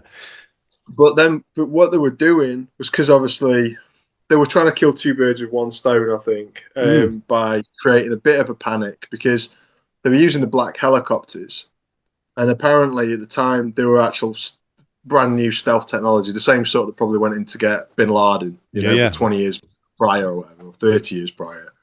They were coming down with platforms, taking the cattle, tranquilizing the cattle onto a platform, raise it up, lower down into a truck, do the surgical work, the germ warfare stuff to find the tests about how active it had been in the actual carcass of the animal or in the actual living animal. The mucosa around the mouth and around the anus was the most responsive to that germ warfare. There you go. So which is why they were taking it to see how far it had gone into this creature on a low level, yeah? Mm-hmm. The human element, like with the alien abduction stuff, is when you start to look at it and you see that firstly, this blamed it on a satanic panic and said that these animals and these people that were turning up were being killed by Satanists. That's right. And they blamed Anton LaVey and said that it was his crew doing it, in ritual stuff. Then they switched it up after he denied it and said that's all bullshit. Like, look at the scale it's happening on. It's not us, and it's ridiculous. Right. That's when they started switching up, saying it's aliens. It turned out from the research that I've done that germ warfare was the actual biological agents were being sold to Saudi Arabia by private companies out of the US. Imagine that. I don't know if there's any aliens in it, but like maybe. Unfortunately, military bases they're under their own law. I can't tell you how many emails I've gotten from very nice people who live in my area, the DC area. And they're like, my father worked at Fort Meade or Fort Belvoir. He saw, frozen aliens and Fort Meade in Maryland is, that's biowarfare. And you talk to the residents around there. I mean, there's all kinds of cancer, ticks and weird shit. Really strange things. And people say we see strange animals crossing the road, and it's like, I wonder if they're doing chimera experiments, hybridization. And so it brings me to a tear because I've heard those stories too, and it's like Fort Meade is just. I mean, no offense to the U.S. Army or personnel who work there. But some of the black programs going on there are very awful. They're just awful. The worst. And unfortunately, DC, all these bases and the government buildings and Dulles Airport and the buildings around Dulles and down that corridor, it's all underground tunnels everywhere, I've been told. It just, you can't even imagine what, Mount Weather, the Raven Rock. I mean, you can go there by truck or car and never leave a tunnel. And you park your gasoline car, you get into an electric military vehicle. Wow. Tunnels. Everyone's like, oh, we'd suffocate in the tunnel. It's like, no. You go there, you park your car in a parking lot, underground parking lot. Look at Raven Rock, the photos. There's trucks and semis in an underground parking lot. Then you get on a train, the Terra Drive or whatever, sub shuttle, or you get in a military vehicle that's electric and you go to different places. It's like, it's a whole underground world. Yes, some of it was built in the 50s during the Cold War for atomic, weapons, stuff. But boy, did they add on to it. And supposedly under Arlington Cemetery, there's a big base. Now, there's a story that purports that at Bush's funeral, Trump passed around notes to everybody that said Arlington is closed. Yeah. Well, so what was that about? I wonder if that story is not true, because you looked at Hillary and Bill Clinton and they were just taken aback. Jimmy Carter's looking for his. Yeah, Jimmy Carter didn't get one. He didn't get one because he's part of what they call the alliance. I don't know if that's totally true, but Trump and Carter, I get a good feeling about them versus the other people there. And Bush Jr. was really pissed off. And apparently it was a private underground base for, certain people, or they were using it as such, and they shut it down. Wow. So I tend to believe that story. Something like that probably happened at the Bush funeral. There's video footage of it out the yin yang. Weren't you there? I thought you were there. No, my dad went. Okay. I thought maybe you were. He died. Oh, hell no. I'm not going to go to Bush Sr.'s funeral. Fuck no. I knew all about it. I met him twice. Yeah? Met him twice, Bush Sr. And what was your impression? Very cold, distant people. They gave me a shiver down the spine. My ex-wife as well. She's like, she was a kind of a Republican conservative more than I was. And she said, wow, they gave me a cold. And when you meet Cheney, and Rumsfeld, and those people, ugh. I mean, you got to. I used to say to Dad, it's like you keep a really bad company of people. He's like, you got to keep these people close. Yeah. I said, there's a picture of you in front of the Pentagon with Cheney and Rumsfeld, my dad. There's a picture out there. I said, why are you with these guys? And they're like, well, to do my job, I've got to be with some of the harder edged guys. My dad was pretty moderate, but he was conservative. Yeah. But I wouldn't classify him as a neocon. Right. Now, people can argue about that. His record's public. But, he had to do business and work with these people because he was chairman of the Armed Services Committee. You're looking in the Pentagon's a military building. He had to be there with them. That's his responsibility. So, I mean, he was around a lot of these bad people. So was my grandfather. You know, he worked with Bush and Alan Dulles and all these other people. I mean, you can't not work with the black hats on Capitol Hill or the Pentagon. They're always around. You have to work with them. Yeah, and I think that you obviously have to accept that, don't you? As soon as you get into that world, then it's going to become quite obvious about how it works. You know, and Yeah, you know, everything is mixed and tangled with it, with everything. It's like, who's a bad guy? You know, it's like, and it's been known for a long time. Like, you know, who rises to the majority of people that rise up to the positions of power are usually very high on the sociopath scale. I don't mean like the full-on murderer sociopath, but I mean in terms of just being ruthless and capable of doing what's needed to be done. Some do will press that button.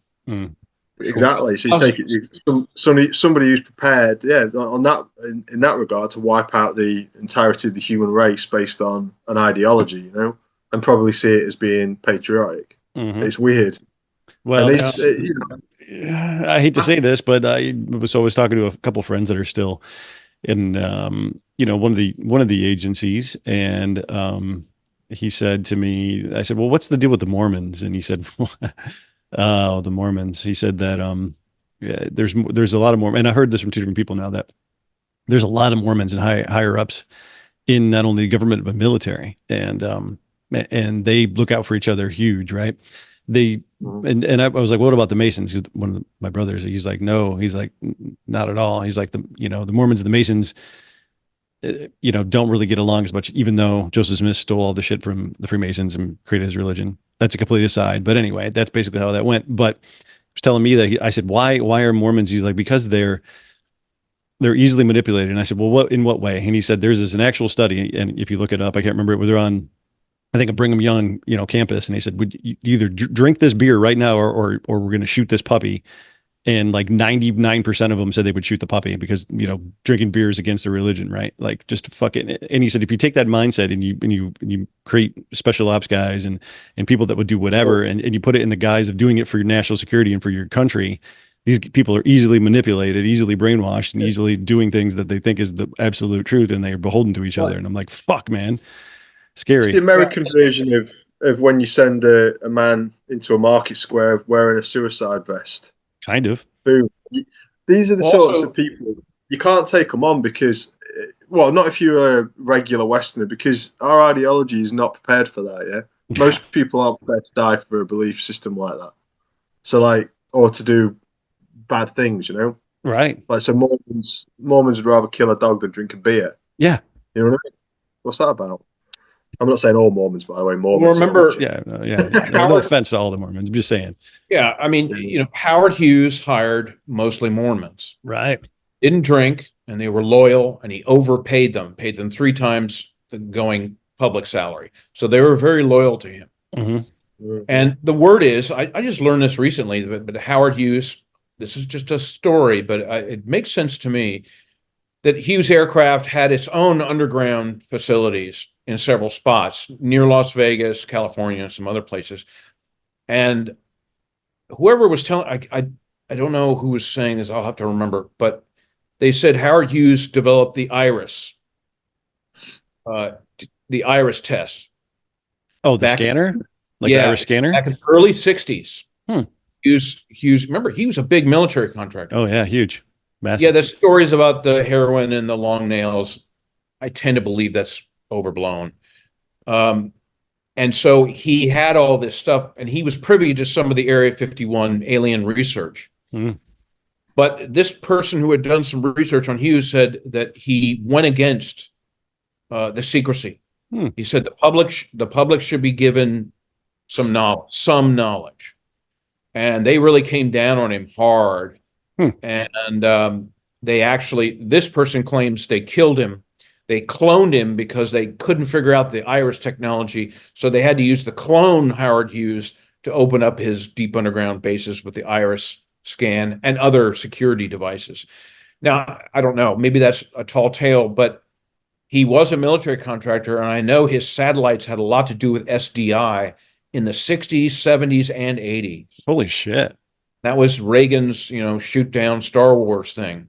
So directed energy weapons from satellites, I believe that's Hughes aircraft. And you can look up a lot of stuff on that,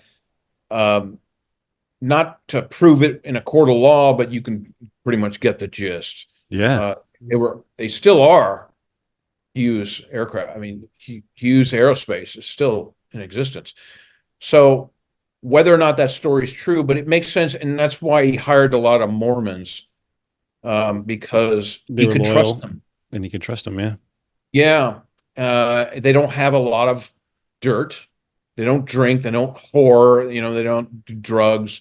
They don't have the things that you can twist somebody's arm, behind their back. They're hard to blackmail. Yeah. You could threaten them, but they have a strong religious faith. Go ahead and kill me. Fuck you. Yeah, I get my own planet. I'm gonna reincarnate and Joseph Smith. Yeah. And so Howard Hughes knew that. I mean, he was a smart guy. So he had his issues for sure, mental and otherwise, but he was no dummy. I wonder if that story is true. The cloning thing is very disturbing. I think it's something we're going to have to come to terms with in the next 20 years. I suppose we know the technology is there, don't we? We know we can clone people. Like, I mean, the only reason that we don't see it is because of ethical reasons, like. There are no ethics and, Exactly. So in the black world and secret those are luxuries. Yeah, those are luxuries. So I mean, like the idea that there's clones, I can get with that. Yeah, like it's not that far fetched. We know they can do it. So like, so I can believe that absolutely. It's funny, obviously, because what's going on at the minute with with Tucker Carlson going over to see Putin for this interview. There's been people talking about, which Putin's he going to be interviewing? Because that guy obviously got multiple lookalikes, hasn't he? Yeah, right. Like, doppelgangers are common. Yeah, doppelgangers, yeah. Whether they're clones or not. They're very common. We're not told about them because presidents and certain powerful people have them. Yeah. But from 20 feet away, you couldn't tell. Yeah. It's remarkable how many people. I always tell this story. 10 years ago, I was walking with my wife here at a pet store in Northern Virginia, and I saw an old girlfriend who I'd actually been engaged with, and I said, "I've got to go say hello. It's polite." And she says, "Go say hello." And I had to get up within 10 feet of her. I was calling her name and everything. I mean, she walked like her. The hair was perfect. I mean, I had to get up so close. I am so sorry. It was incredible. Wow. How people so she looked just like her. You'd be your doppelganger. It's incredible. Wow. Yeah. Now we have AI and deepfakes to deal with. Yeah, that's no shit. Be harder. It's gonna be a lot harder. If it already isn't. I mean, if think about it, that tech's already 30 years old, right? Shit. Then we've been dealing with it forever. 30, 40, they've had it. Yeah. Any public technology is probably 40 years old in the military. And so it's fantastic. I mean, I think that's going to be. Do you remember that film, The Running Man? Schwarzenegger. Yeah. So that, I remember there's a scene in that where they create a bit with him dying. Because obviously, do you know that story? Like, it's been a long time since I watched that damn movie. Well, basically, it's like the concept is like if you're a criminal, you do anything bad, they put you into the Running Man game, which is a TV show. And then you basically put out into a world of gladiatorial situation where you have to kill or be killed. Yeah, right. But because he does so well, and he starts to turn the system against the people against the system, because he's a bit of a hero on the show, like Gladiator. They then kill him off, but they can't actually find him to kill him in this world, so they computer generate it. They use AI to recreate his likeness, make a deep fake, and kill him. And I remember when I saw that, I would have been about 11 years old or something. And I remember watching it just going, wow, they'll never be able to do that, yeah? Can you imagine a world where they'd be able to, create me and make me do something, say anything, and people would believe it, yeah? And here we are, we're now living it, yeah? And it's utterly terrifying because that was a horror film. I mean, that part of the movie was a horror element. It was like, they can take your identity and they can make you look like you're doing anything. Yeah. Well, in any situation. The brave new world we're in. I mean, imagine I mean, they won't care about the three of us idiots, but I mean, people who like Stephen Greer and others who are more dominant in this UFO field, boy, they could make them look like shit with it. Oh yeah. And the Oh, public really is going good. to be more and more confused because the minute you put it out there, 10,000 people watch it. And then Greer comes out and says, that's a fake, it's a fake, it's a fake. But the people who've already seen it, they're like, I wonder. Yeah. And so the damage is done before you can do damage control. Yeah, yeah. I mean, Well, it could come down the line to a lot of us, you know, and they could nail us that way. But, you know, there are people in the public sector, not as good software or whatever AI, but they could reverse that. But then, you know, I think it's going to ruin everything. I mean, it's like, yeah, it's well, such a wild card. You sent me those drawings. I posted them as a meme, Yeah. you know, but there's something creepy about it. I didn't send you anything. It wasn't anything to do with me. Oh, that's right. It was your AI. It was your AI. They'll never. No. Yeah, it's fine. That's fine. But I you're gotta right. piss. I'll be back. I'll be back. You guys keep I talking. misspoke. Yeah. It was My dad. John's got AI on his laptop. I don't know who you are. Who are you again? What? Bye. Delete.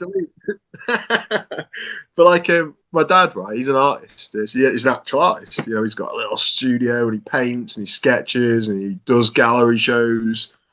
And I was telling him about AI art like last week. I went out for dinner with him, and he said, "So, what does it do?" And I goes, "Well, I could put in any prompt, and it'll produce this image, yeah." And he goes, "Yeah, but it'll be rubbish. It'll be like a cartoon or something." I was like, "No, it's not. It'll actually pretty good, you know." Like, do you know that picture I put up of the Templar Knight kissing the Black Rock? Yeah. I just typed in on my AI like, please do a Templar in a black robe with a red cross on his tunic kissing a black stone, and that's what it came up with. Yeah, it's like Jesus. It was It's like good. within 15 seconds. So I tell my dad this, and he goes, "All right, well." He's just been painting horses recently, yeah, like kind of in motion. And he said, "All right, well, do me one of 3 horses running directly at the viewer of the painting, okay? And do it in an artist style where we can see the brush strokes and it looks like like a painting." So okay, so I typed in. 15 seconds later, it gives 4 different options for him to choose from of these horses running, and he's looked at it and he was just like. I actually felt guilty because I could see part of him just lose his soul. It was like, what? That's just you've just created like this image which is as good as the ones I'm creating. There's no soul in them. Like they've just been created by a computer. But that's the thing. There's no soul in it, so it can replicate. You know, in writers like me, I mean, it can replicate our work, but it'll lack some manner of soul. I wonder if AI can really, you know, there's some tearful moments in my book. I had to dig deep for that.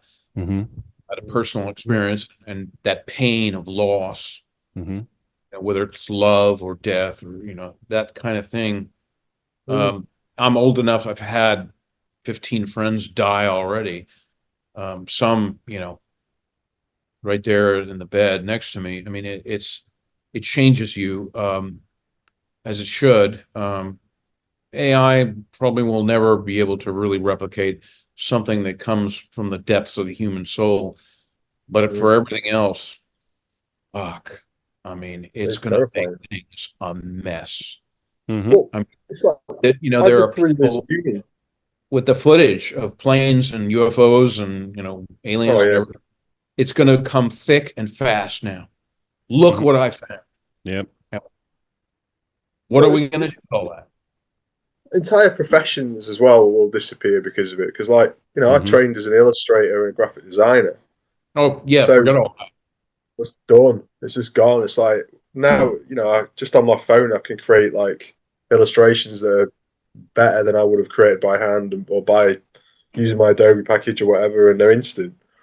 And that breaks my heart, really, because you do see entire industries become defunct overnight, you know what I mean? Well, I think there's going to be a curve, though. I mean, like, think about it this way. I mean, you go out and get a car. Every single car that's out on the right now, 2024, looks exactly the same. It's the exact same car. You look back at the cars like Warner and I, 50s, 60s, you know, before it had style. Everything had a different shape, and they were different. None of the cars looked the same. The Chevy didn't look like the Ford, and didn't look like the Chrysler, didn't look like the Dodge. And now everything's just this one damn stupid shape.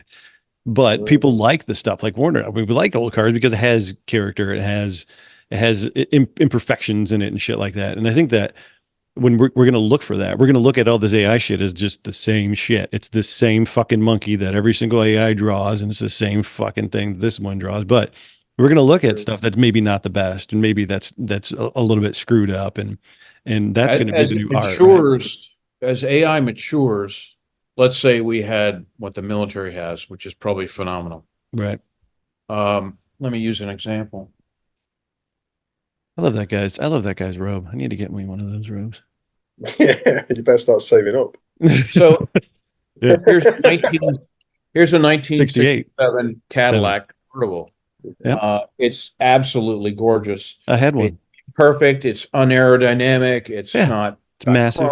Everything, you know, but it's really sophisticated AI for the car design industry. I mean, obviously the engineering will be helped by it, quicker engineering. They won't have to, you know, they have powerful computers right now, but add AI into the mix, you can do a completely new transmission design in a day. It'll accelerate everything. Certain, graphic design artists, they're going to be hit hard for the basic stuff. But mature AI will be able to do things 98% as good as the best artists in the world. Ooh, boy. That's a problem. And now you can, if you're a clever computer person, you know, you could cobble up a design of anything. You say, you just feed in the data to the AI. Here's beautiful Italian, you know, coffee pot. Here's a beautiful, you know, Ferrari. You know, now make me a hoverboard, and it combines all those best elements, and you've got the best thing ever seen, you know, in a day. Yeah. Okay. Yeah. And so it's going to affect life. I'm actually surprised there aren't more deep fakes on Twitter by the deep state side. I'm sure there are. I mean, look at all the, you know, the bot accounts we talked about. I mean, these people have personas that aren't real. They're just like, you know, made up people and like occupations. And there's, you know, 300 pictures of them playing with their dogs and fucking at the fair. And that's all fake. You know, there's all that shit, really, you know, stuff that could ruin people. Oh, like, man. Why doesn't Chris Mellon do something on me and says, "Oh, Warner's a pedophile and he's, you know, his bad taste in cars," or, you know, whatever. And don't give me any fucking ideas, Warner. Jesus Christ. Edit that out. If like the three of us are thinking of it, you know, they've already have. Yeah. Well, of course. Right. You know, it's their weapon of choice as well. Like, that's how they want to destroy you. You know, I'm done. I'm not gonna. You know, I'm gone. You know, they could do that very easily to a lot of people.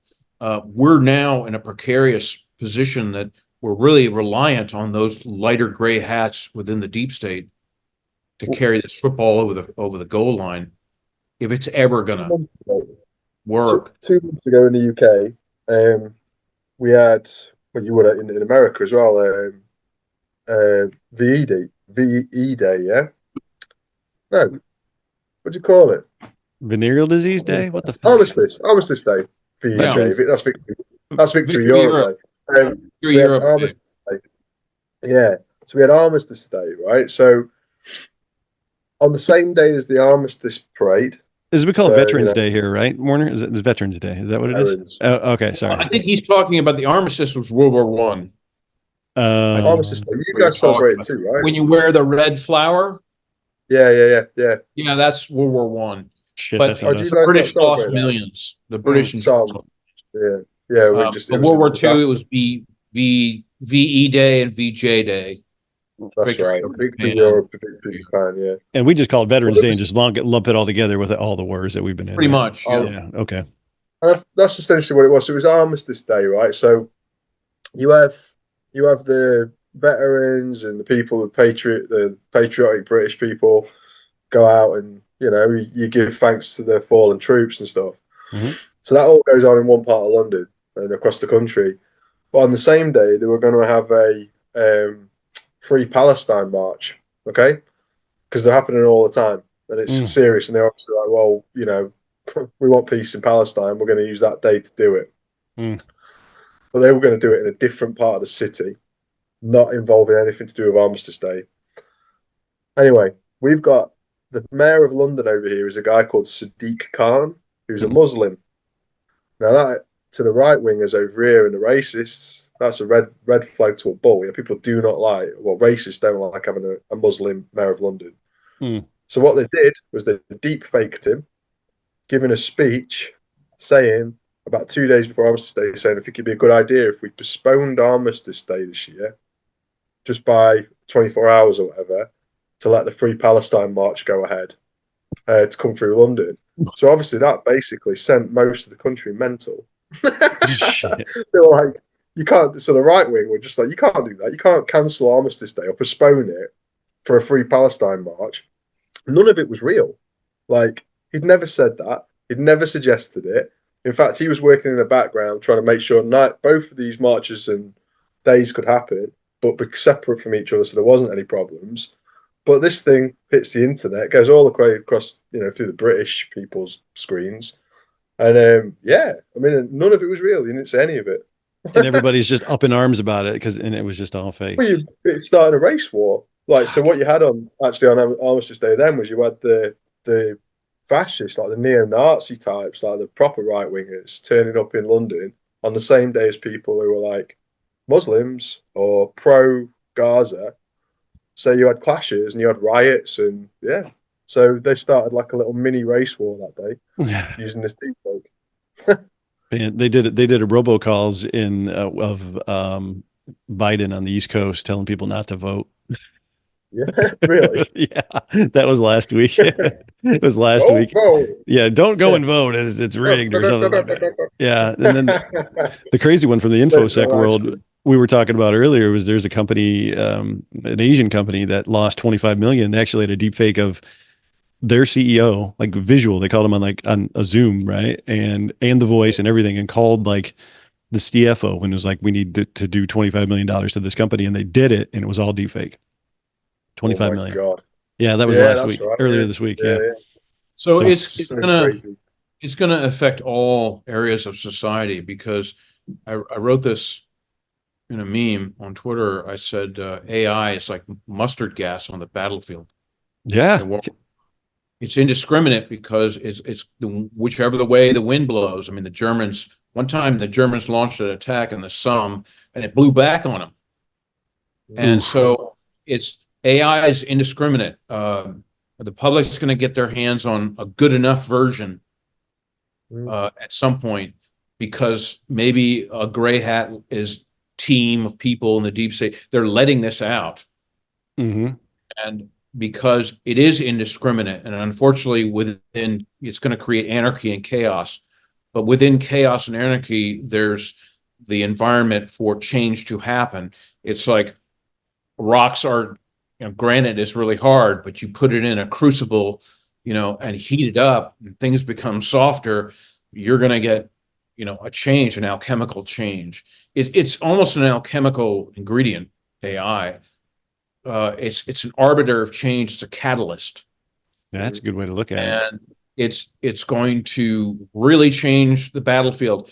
And unfortunately, we are in a battlefield. We really are, especially Twitter. It's just trench warfare. And AI is definitely gas, because it's going to affect everyone. Oh, you did a deep fake on me? Gosh darn you, UAP task force, sons of bitches. Fine, we'll do one on you. And, and it's going to become a fearsome weapon that it's going to damage a lot of things. And it's going to make things, unfortunately, harder for the average person to understand what the hell's going on. Well, that's part of it. I mean, I'm wondering what the race to disclosure is. And I somehow I think that AI is intrinsically linked. in some way. I don't know how. I mean, I know there's those, whatever is the 3-body problem, or what the hell's the name of was that the thing that Elizondo was pushing? What was the book, Jean-Luc? It was about the Chains of the Sea. That's it. Chains of the Sea. Chains of the Sea, basically, where the alien force comes in and it's all AI and it doesn't want to talk to humans. It just wants to talk to our AI. And then those two AIs talk to each other and basically decide that we don't need to be here and just wipe us out, right? Did I spoil it? I like it. That jives. Yeah, I mean, that jives with some stories that people have said, well, I've been fighting out in space, whatever. And they say that the ETs tell them, you shouldn't be using AI because the ETs say a lot of ET races and star systems are gone because the AI, they thought they can control it, but eventually over time, the AI figures out a way that they're not needed anymore and just gets rid of them. And one person said there are whole galaxies that are mechanized and binary and machine-based and artificial-based life forms. And you can get into the debate whether, a machine could be conscious or not. Probably so, but there is a difference. And the biggest warning, one of the biggest warnings they have, the ETs, the positive, giving us advice is stay away from AI. So what happens? Fucking AI. I guarantee you it wasn't scheduled for another 10 or 15 years, but somebody fast-tracked it. And I think it's someone with a black hat who said, fuck it, let out gas on the battlefield. Now everyone will die. Now everyone will be deep-faked and ruined. And, and it's anarchy. It's going to create anarchy. And there's no way to control it. These morons going out there, I'm a scientist, I'm a physicist. Well, no, don't worry, we have protocols for AIs. It's perfectly safe. Yeah, you might as well just have a big dunce cap on your heads, moron. I mean, it's already proving to be a problem. Well, and it's in its infancy. I love it. In Chains of the Sea, what I liked about that book was that the aliens had been in touch with the planet Earth for quite some time, but not with the most intelligent thing on the planet, and that wasn't the humans. Right. So AI had been contacting, in nice big discussions with the aliens for a little while, and there was no need for the humans to know. It was like, well, they're not the most intelligent thing on the planet. They're not as important as AI. I agree with that. Remember the Star Trek movie about the whales? Oh yeah, the whales are the most intelligent. Yeah, that's right. Coming to talk to the whales, not us. Because the ETs have also said, I've read a story, whatever, for what it's worth, that dolphins and whales are the smartest living beings on this planet. Well, they're using AI to decode their language. Have you seen that? They've made some breakthroughs with that. Yeah. People say, the Amazon trees we're all dying. That's true. But the oceans create most of the oxygen on Earth, plankton. But that's kind of, don't talk about that. And so, but it's true. Ask any marine biologist. I knew that a long time ago. But they keep harping about everything else. But it's like, it makes sense that sea creatures, I don't know, maybe there's aquatic beings they're definitely smarter than us. Homo sapiens on Earth, I put us somewhere in the middle range. Of smartness. I think whales, dolphins, and everyone living under the earth, probably smarter than us. We're like red ants. We're like just angry little sort of colonies of just fighting machines that just can't help but do anything other than either just be the drones that do the work and build the infrastructure, or just kill one another. Like, I think this idea of us like kind of awakening and moving on to the next stage of human evolution. I mean, I'd like to think that we're getting to that point, but we're just not. Like, the majority of people are still squabbling little red ants fighting over the anthill. And I supposedly who are our brighters and betters. The brighters are usually making new stings for the ants, new weaponry. And who are supposed to be our betters, our leaders, are all corrupt and greedy bastards, yeah? So we're fucked. Our whole system, the elite few rules the many, and royalty councils and governments and militaries that rule. I mean, it's been going on since before Atlantis, probably for much of the Earth.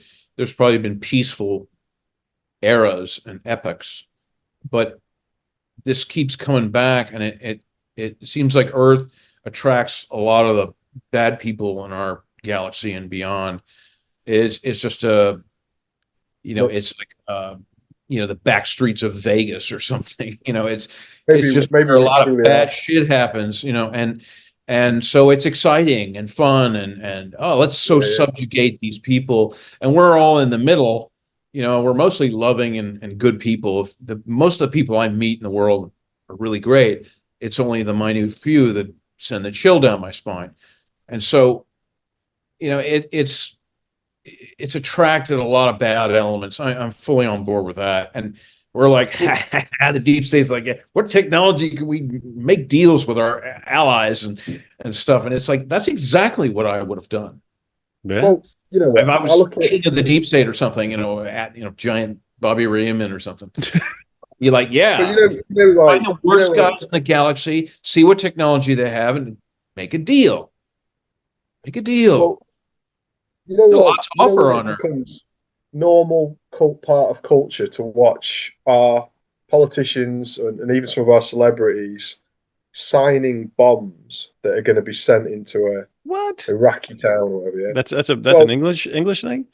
No, well, I was looking at a picture yesterday of who played Captain America over there? Oh, Chris Evans or something. Chris Evans. Chris Evans. Yeah. It was a World War II thing, but they still do it today. Really? He was signing a bomb on a bomb. See you, bye bye, or something. It's like Noah's Ark on a bomber. It kind of humanizes the death and destruction a tiny bit. Yeah, but it's like when you look at what's been going on in Israel, there's been a lot of that going on there. Like, so you've got their president Netanyahu signing bombs, and their president, the prime minister signing a bomb, celebrities signing bombs, and you look at it and just go, these are supposed to be the ones that we look up to, our leaders, our celebrity, our famous people or whatever, the people of note, and they just support killing en masse. Yeah. I mean, why do they put people's names on ships and submarines? USS John Warner. Out there plying the seas, keeping America safe. I met some of the sailors; they're great people, but it's a weapon system.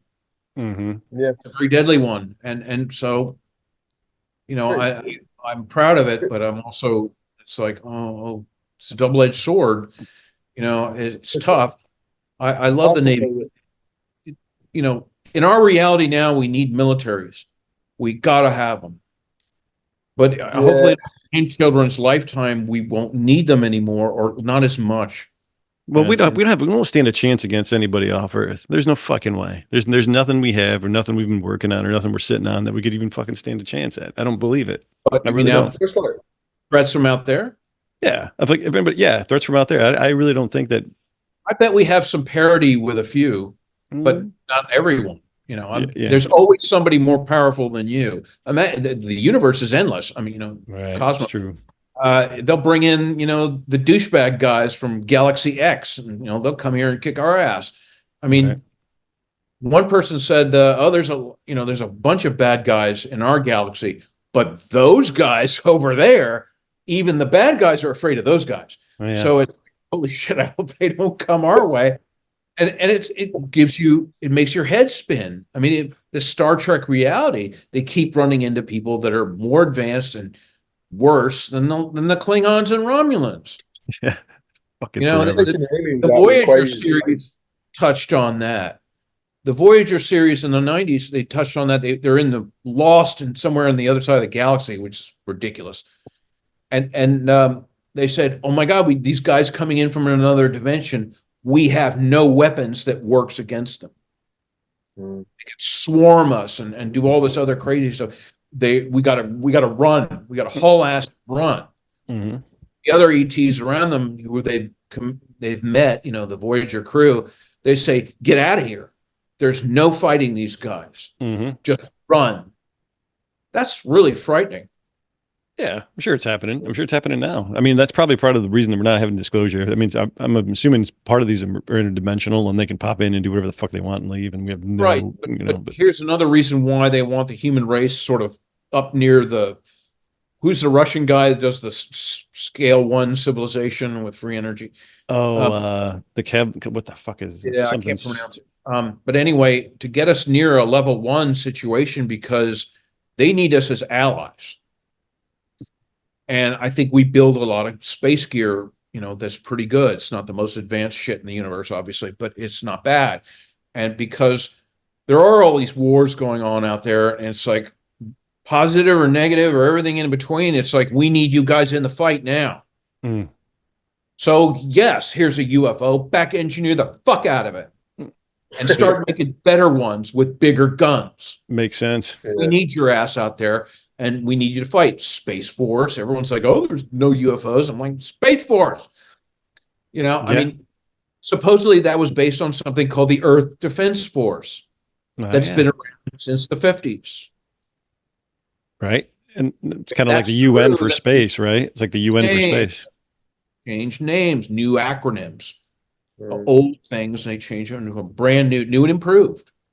So it's like, a lot of this technology, hey, we got AI, we got, tablets, and they want to move us ahead. It's like, okay, public, now sign up for the Space Force, because we need your ass out there, not sitting here in a cubicle. That's for the rest of the slaves. Come fight in space for 1,000 years, and we'll keep regenerating you with cloned bodies. I mean, that makes logical sense, even though people don't like to believe it. Still makes logical sense. Oh, you died on the battlefield? Sorry. Oh, we'll reclone you. And they take your consciousness and soul and they put it in play. Now you're 30 feet tall, guns coming out of your arms. You're Megatron. Come fight on Mars or whatever. What if they sent someone to what do they call it, like 5 and back or whatever, or 10 and back? I can't 20 remember. and back. 20 and back. 20 and back. So say they sent you on a 20 and back, and when you got there, when your consciousness woke up on your spaceship, and you just went, "Nah, I'm not going to fight. I'm just going to be a conscientious objector." What would they do? I don't know. I mean, but it's a frightening possibility, because the people who claim that to be true, the secret space program people, they say there are ways to coerce you into, you're not going anywhere. You're not going home. They tell people Earth is destroyed. That's a smart idea. Yeah, you got nowhere to go. There's no home left. Remember, Cortez went to the New World. He burned his ships. Thus, his men were well motivated. Yeah. Conquer the Incas. Yeah. It's the same idea. I'd use the same thing. Oh, Earth? Yeah, it's gone. You're with us now. You're with the colonial Marines. I'll tell you what frightens me about that concept is that, if it was real, it's almost like, because if, say, this planet, which we've been talking about how awful humanity can be, after so many millions of years of us being on the planet and still continually trying to kill each other in more inventive ways, if it's samsara, if we get into the Buddhist idea that this place is a place where we keep coming back until we stop being bastards like that, where we allow this to go on around us and we're happy for it to happen and we vote for the people that make it happen, and we still say to ourselves, war's something we need. Like, we're never going to move on. So, like, even if you are at that point and you've gone through your 10,000th life and you might be able to break out of samsara, maybe 20 and back's how they get you then. Because all of a sudden, they send this almost enlightened being off to some crazy space war where they're then coerced and frightened into being unenlightened. And then you're back on the wheel again. Seems about right. Just keep fucking spinning. Off. Gnosticism, the it would explain a lot of people's wild dreams, including my own. I'm with a group of people. We're on a mission of some sort. I've got weapons of some sort, and I'm in the jungle or something. And I don't remember exactly what we're doing, but it's like we're razor focused and motivated. So I told my wife, I woke up one morning. I was in the Revolutionary War fighting the British. And I was a militia guy with a rifle. And and I took a shot at the advancing British just coming at us. And a guy grabbed me from behind, pulled me, and a bullet hit the brick of the building and whoosh, grazed my head. Whoa. And I woke up and I was sweating, and she's like, "What's wrong?" And I said, "Holy shit. I had a really realistic dream. I could smell the British coming." No offense. The mighty British. The redcoats coming, and it smelled like cats. It was like a cat. Yeah, it was very, very shower, real. right? Look at that. It was very real. And I was very motivated. Yes, I know a lot about that history. I have the imagination to do it, but when you're in those dreams, you're not you. You're somebody else.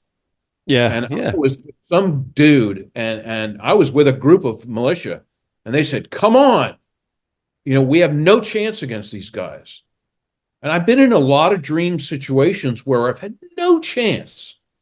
And with a small group of people fighting a huge group, there's no chance. I'm like, what the fuck is that? Yeah. I remember I told you the guy's stories. My mother's a hippie. Yeah. Hates war, hates guns, hates all that shit. But all her life, since the 60s, she said she's had recurring dreams that she's an American soldier on an island in the Pacific fighting the Japanese. Wow. What year was she born? Like before the 36. war? 36. Born in 36. She went her high school in Virginia. They did rifle training. Wow. During the war. No Marshall, shit. She went to school with General Marshall's daughter. That's how my grandfather knows Marshall. Wow. And so Marshall came and reviewed them before America got into World War II. And she had the rifle and everything. She's like 14. Wow. Holy shit, man. So I gave a rifle to my mom. She could shoulder it and do all the drills. It shocked me. But anyway, she had a recurring dream about being in the Pacific. She's like, "Oh, I used to show your dad how I could field strip an M1 Garand." And I'm like, "Why the hell did you tell me this?" And she was captured by the Japanese, tortured, shot at, killed, you name it. The dream has gone on for over 50 years. Wow. And she's 87, and every now and then she has it. What the fuck is going on? She knows how to use the BAR automatic rifle. She understands how to use the infantry mortar. She understands, how to field strip and sight in an M1 Garand. I've seen her shoot one because she shot mine. Wow. Which is my dad's from the Marines in Korea. You got to understand what my mother is like. She is the most gentle soul in the world. She wouldn't hurt a fly. She's a super liberal, hippie, health food, save the planet, all that stuff. And yet she has this dream that she's not the same soldier, but different. They were Marines. And when she told Dad that in the 60s, he nearly had a cow. Wow. And he would look up the islands that she was on. She's like, "I don't remember what island this was, but it had a big mountain here, and there was an airstrip here." And he looked them up. And they were real. They were other islands. dreams are incredible. Wow. So my these dad are like Korea. I mean, he knew a lot about this. Wow. And I said to my mom, I said, "What you're describing looks like Iwo Jima." And she said, "Yeah, it was a volcanic island with steam coming out and things like that." And she said she found the giant Japanese mortar. Now, the Japanese experimented with these giant mortars. And it's very obscure history. You got to really dig those out. I think I found one photo of it. Wow. Showed it to her, and she's like, "Yeah, that's it." Wow. So you got to wonder what our reality really is. I know so much about war and the military. I'm convinced I've been a soldier for eons. And this was the one lifetime where my higher self said, "No, go be a racing driver, get your jollies, and figure out your grow a pair of balls, but don't go in the military because you've done that. Yeah. You've done that shit." I think it's always a good advice for people not to be trained to kill people or to be killed. Well, yeah, but we vote for people that push the button. Yeah, that's true. I'm sorry, folks. I don't. You vote for people who drop bombs everywhere and do black ops and God knows what in space. Yeah. I'm sorry, we vote for people. We have blood on our hands. Everyone's like, "Oh, I'm into war. I don't believe in it. I'm not going to vote for Trump. I'm going to vote for Biden." And it's like, well, Biden and Obama drop bombs. Trump didn't, at least not in public.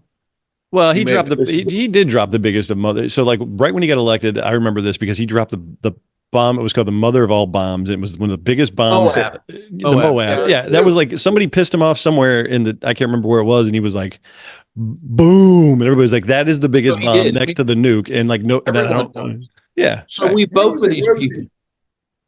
Yeah. All the hippies can complain all they want. You voted for someone. Doesn't matter who. They're all going to drop bombs and start wars and do covert stuff, not to your liking. Yeah. You can not vote.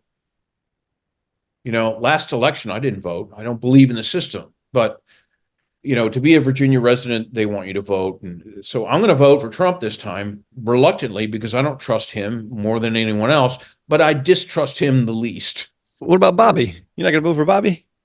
I'd like to vote for Bobby Kennedy. He doesn't have a hoot in hell's chance. Well, who cares? At least you voted with somebody. I love the guy, but it's the same thing. He's going to be compromised as president. It's a middle manager's position. Mm, yeah, that's right. I'm going to say, you do this for us, or we'll kill every Kennedy that's ever been born.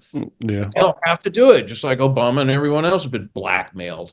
It's like, but we vote for these people, and they press the button or give the order or whatever, and it's like, boom, we're all implicated. And I'm telling you, on an energetic level, oh boy, are we all implicated in that. I don't care if you're the hippie guy living in Alaska in the woods and saying, I don't do any of that stuff.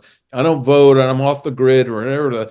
You've done something in your lifetime that's, you're buying a product, a snowcat, or whatever it is, a rifle or whatever, from a company that builds them to, you're connected to all of this. No one on earth is not connected to all of this. You can be a Dogon tribe guy and Maasai warrior, but if you're using a cell phone, you're using technology developed by Raytheon, and you're part of the Octopus.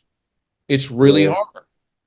So, I mean, all these people are like, oh, you gosh darn, you damn Republicans and you gun-toting people, they're pointing fingers. They're just as wrapped up in all this as everyone else. Well, we're in a situation in this country where I think people are getting wise to the fact that, well, there's nobody wanting to join the military here, which is why they've started talking about. Yeah. You'd make a good body. They're saying that basically, well, now they're talking about doing conscription here. Yeah? So they've started floating this conversation. And the government have said, oh, it'll never happen. But every single newspaper's talked about it. It's on the radio, when if conscription comes in, what will you do? Majority of people I've heard talk about it would be more inclined to raise a people's army and march on our government than actually go to war for this country, yeah? Because when we look at it now, because of the internet, because of social media, because people are getting more information, they look at it and go, not one of these wars that you want us to fight do I believe in, yeah? Mm-hmm. So why would I do that? Why would I allow my kid to go there to fight? Why would I go there? Weirdly, I'm in my late 40s. I'm still of conscription age, for fuck's sake. Really? Yeah, man. Wow. Yeah, when I was checking it the other day, like the conscription age ends at 48. I'm 47. So it's like... Fuck. They wouldn't take me for the Space Force. I was too old for the Space Force, remember? Yeah, you were too old. Yeah, but here in America, there's a lot of you lot. There's not many. Let's figure this out. Let's say there's in 10 years, whatever. Let's say tomorrow they announce we're fighting in space. We've got a real problem. Oh my gosh. And Britain and the United States and other countries instituted a draft. Mm-hmm. What are you going to do? We're talking about saving the planet now. This is very real. It happens. They do this, whether it's false flag or it's real or whatever they do. Yeah. I'm going to be 62 next month. John, you're in your 40s, but if we have knowledge of something, like if we're science types or we're... Oh, yeah, they're going to bring my ass. Fuck. They could haul us in too. Right. And say, okay, you guys get in a room and you figure out what the goddamn Klingons are doing, you smart ass disclosure, nerds. Figure it out. We'll give you guys a hat. We have to watch my grandkids and my nephews and everyone actually fight this fucking war. Yeah, that's remember, Vietnam was a draft, and that's horrifying. But the one good thing about the draft was it got, theoretically, it got people from all classes and parts of life. Not much in the upper classes, but a few. Did it really? I thought you could buy yourself out of the draft if you were rich. I thought that was a thing, wasn't it? Yeah. They could hire all three of us. You know, the MI6 could come grab your ass and bring you to the United States with John and I. They'll throw us in a think tank with, I don't know, Greer and everybody, and say, okay, you smart asses, figure it out, because now we've got the real thing going on and we need help now. Maybe that's what they're doing. That's what's going on right now. They might be in secret. And so, because I thought my wife was like, you know, you guys are really knowledgeable. The CIA could use you guys. Maybe they already are. We're talking about an agency that we don't even know of. Yeah, right. Yeah. They could make us live in a deep underground base for the rest of our lives and say, oh, those poor guys that died of cancer. You know, and we're stuck there. A toilet accident. We had a toilet accident. We all died. We're selling this to me. I can't wait for this. Figure it out. We've got a real problem, or the Earth is going to die. And that. So when people think, oh, draft, it's all young people. No. Oh, I think Ukraine is like. I think they're like pretty much out of people too, if I remember right. I think their age is just basically. Oh, the Germans were using old men and boys. That's true. In World War II, but. In a war situation in World War II, they drafted all kinds of people into the military. Look at Oppenheimer. The general made him wear a uniform, at least for a little while. They put all those scientists in uniform under military law. The movie portrays that. Right.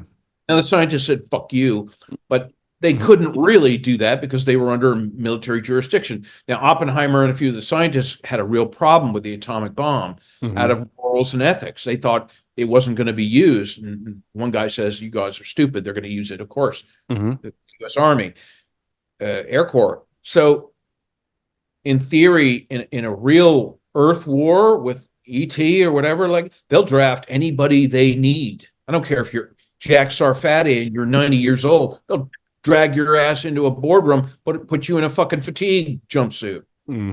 Well, okay, Private Sarfatti and Private Warner and Majerowski and you son of a bitch. Lance Corporal asshole. You're working for us now. You're under military law. We'll fucking behead you if you don't, it's treason to do anything else. What are we left to do? I mean, of course, it's our Earth. It's our families, our people. We're going to work hard. Whatever it is they have us do. So in a war situation, it's not just young people that go to war. They draft all kinds of people. True. Yeah. What was the last war, in all honesty, that you think was worth fighting for? That we actually, because World War II. I'm going to put that on YouTube. I would say What World was War the II. last one that was worth any of our people dying for? Yeah, I think Korea was the last one that was worth. The Russians and the Chinese were really thinking about using atomic weapons. MacArthur was really thinking about using atomic weapons, and we cut a deal, and that's the 38th parallel. That was probably the last war in history that was worth fighting because it didn't go to being a nuclear war. Remember, World War II was technically a nuclear war. Yeah. We dropped 2 bombs, and maybe the Germans used one. We're not sure. My book says they did, smaller ones. So if anything, the Korean War stopped that. And yes, they've probably used little tactical nukes in wars here and there, but they're firecrackers. And so that was probably, in my book, the last war that was ever worth fighting and dying over. Everything around the world, forget the United States, I'm talking about every war.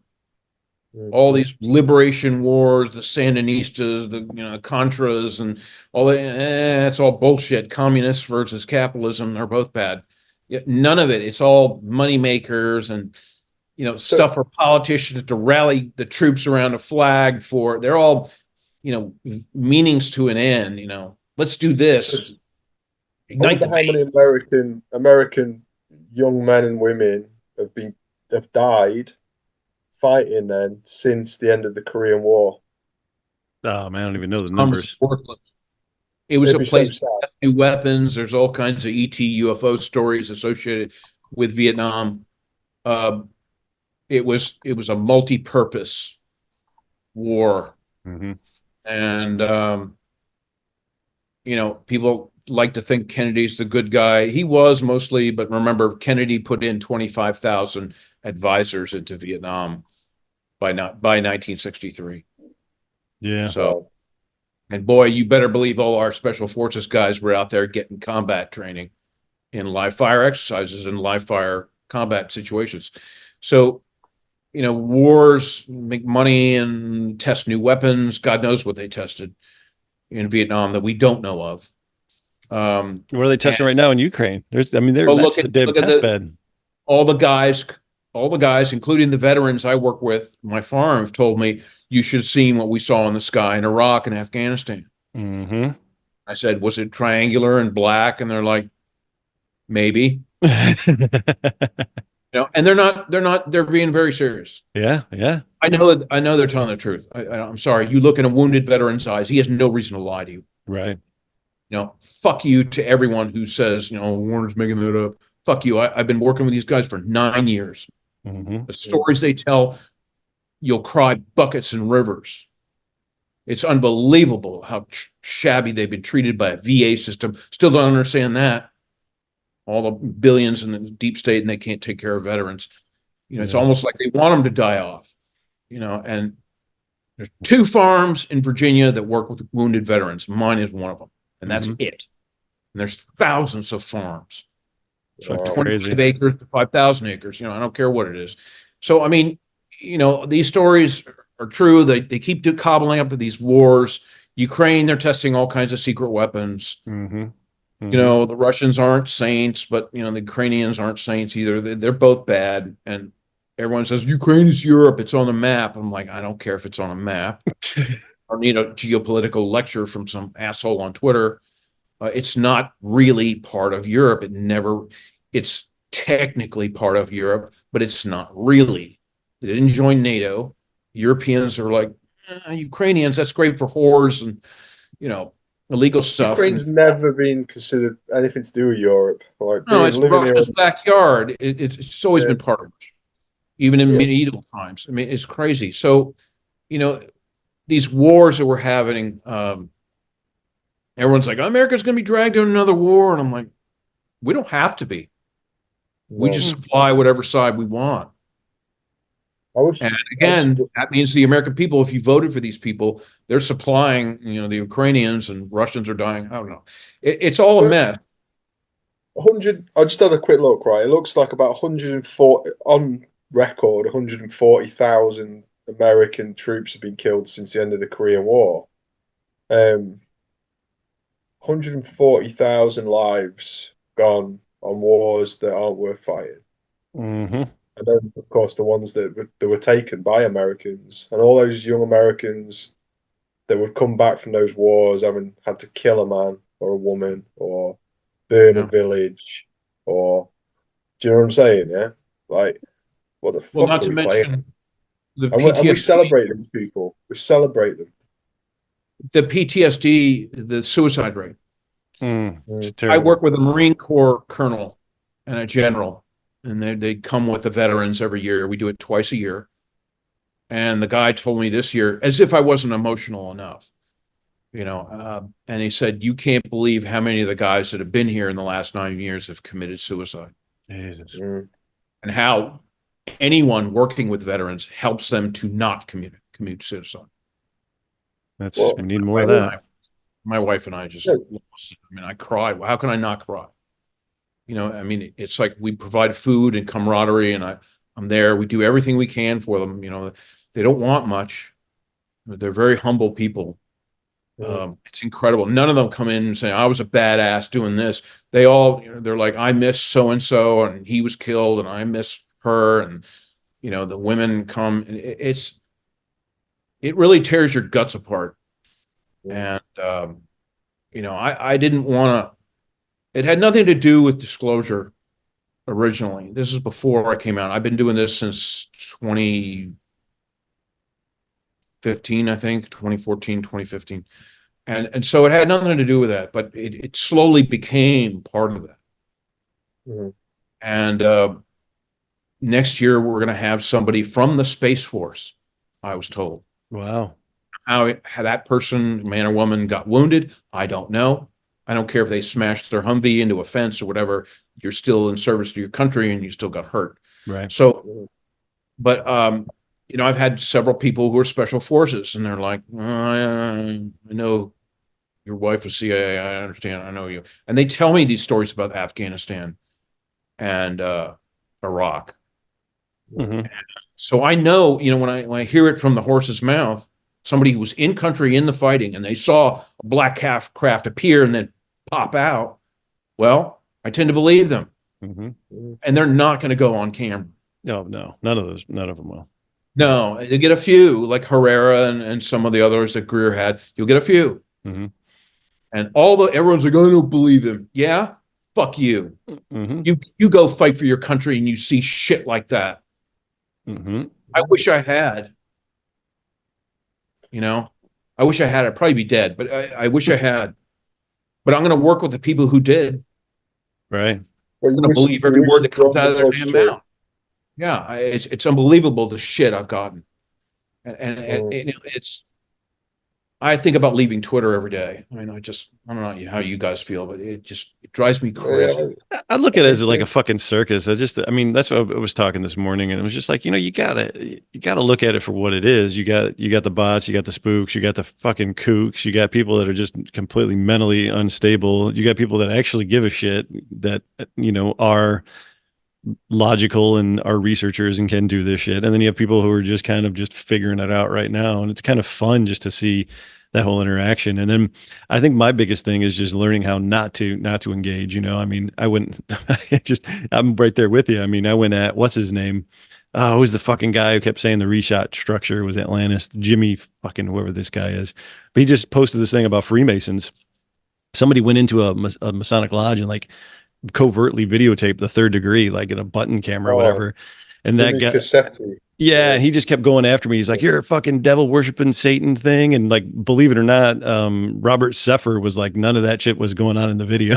Like, I don't know what you're looking at, dude, and I'm like, and he just kept going on and just like hitting, like saying shit to me, just like you're the devil, you're doing your sacrifice and shit, you're eating babies, like fucking all this stuff, and I just kept going, nope. Here's this. He was like, yeah, you would exactly say that because you're not high enough and you don't know enough, and I'm just like, I cannot fuck. And finally, I remember Jean-Luc, you're just like, just stop, dude. I'm like, but same thing, Warner. You just push my buttons, but it's like, fuck, man, like fuck these people. But still, you gotta like just let it go. I think I just like learned to let it go. People write to me and they say, "What's the difference between you and Chris Mellon? You're all in on it." Yeah. So there's a big fucking difference between me and Chris Mellon. He doesn't do jack shit with veterans.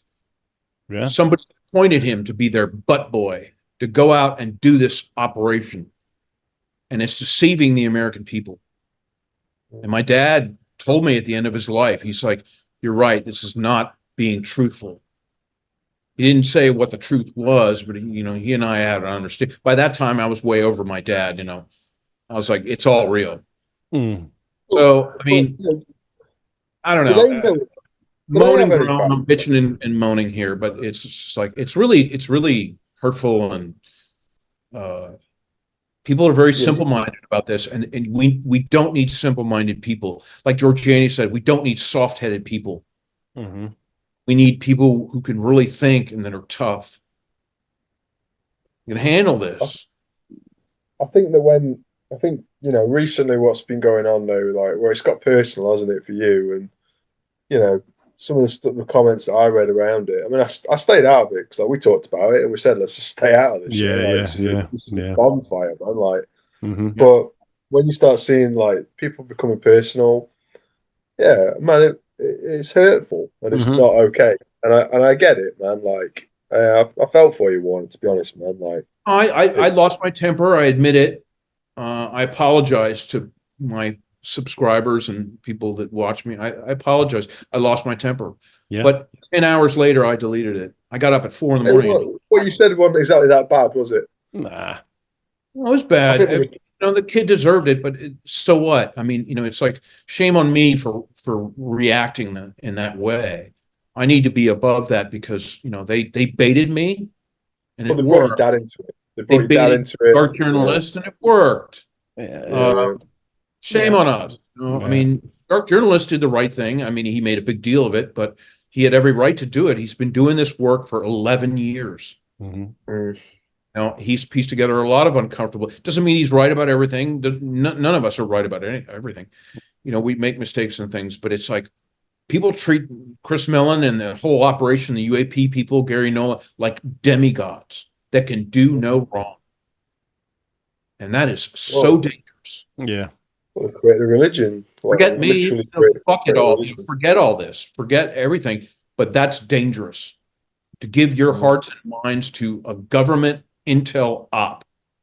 Nobody sees it as that, though. Deceiving you with your tax dollars. You think those guys aren't getting paid? Where are they getting paid from? Mellon doesn't get money, but everyone else does. Right. Well, Mellon's got the Soul Foundation. Government money. Soul Foundation. Your money is taxpayers' dollars. Soul Foundation's paying for all that. So, ancient order of sublime melons. They think these guys are like doing it out of the goodness of their heart, and they're not. No. It's not to say they're grifters. Everyone's making a big deal about people grifting. It's like there's a little bit of that, but it's not as big as. Nobody's making any fucking money. No, I mean they're going to make some money. Maybe. I'm sure Corbell and Knapp are getting paid for some things, but it's probably not huge. No, nobody's getting rich unless you're David fucking Wilcock. Yeah, blue those chickens. guys, it's like some of that is bound to happen. Right. They became gurus. Yeah. Right. People give their money to the guru with the Rolls Royces and everything, and it's like that's human nature. But this is about ideology and history and it's above all that shit for sure. And they're always making it about the hardware. The hardware is interesting and it's relevant in a way, but it's not the big topic. The big topic is who we are, what our history is, and what the hell's going on right now. Yeah, we need to figure that out. That's the big topic. Everyone's like, "Oh, there's a sighting in Palo Alto, California." So what? Another orb, another drone, another jellyfish or whatever. That's just all distraction. Okay, it's interesting, some of the things you see in the air, but that's not important. What they're doing up there is the important thing. Yeah, nobody asked that, right? Nobody talks about that. What are they doing? What's the operation they're on? What were they testing? It's like, oh, I saw this and I just want to spread it around. Everybody wants their 15 minutes of fame. I got this UFO video. Well, don't ask for it because it may not be something to your liking. Yeah, I knew I was putting my ass on the line coming out. I get nasty emails all the time. I knew it, but it's important enough for me to come forward. I don't need to do this shit. Everyone's like, oh, you want fame? And it's like I've seen the dark side of fame in my dad, Taylor, Paul Newman, others.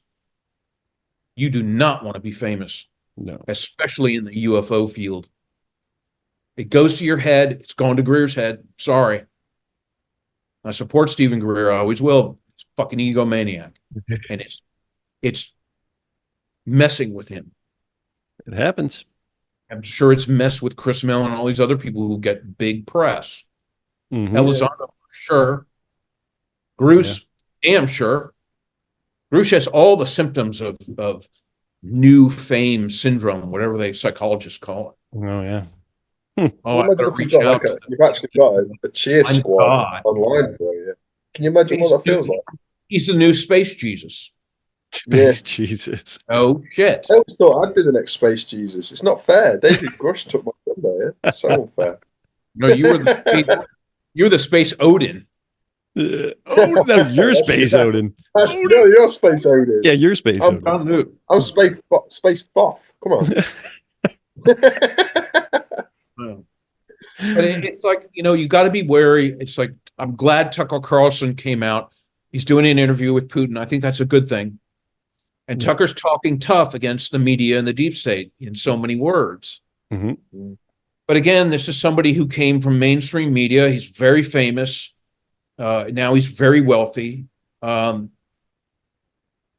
going to be an issue with these messiahs.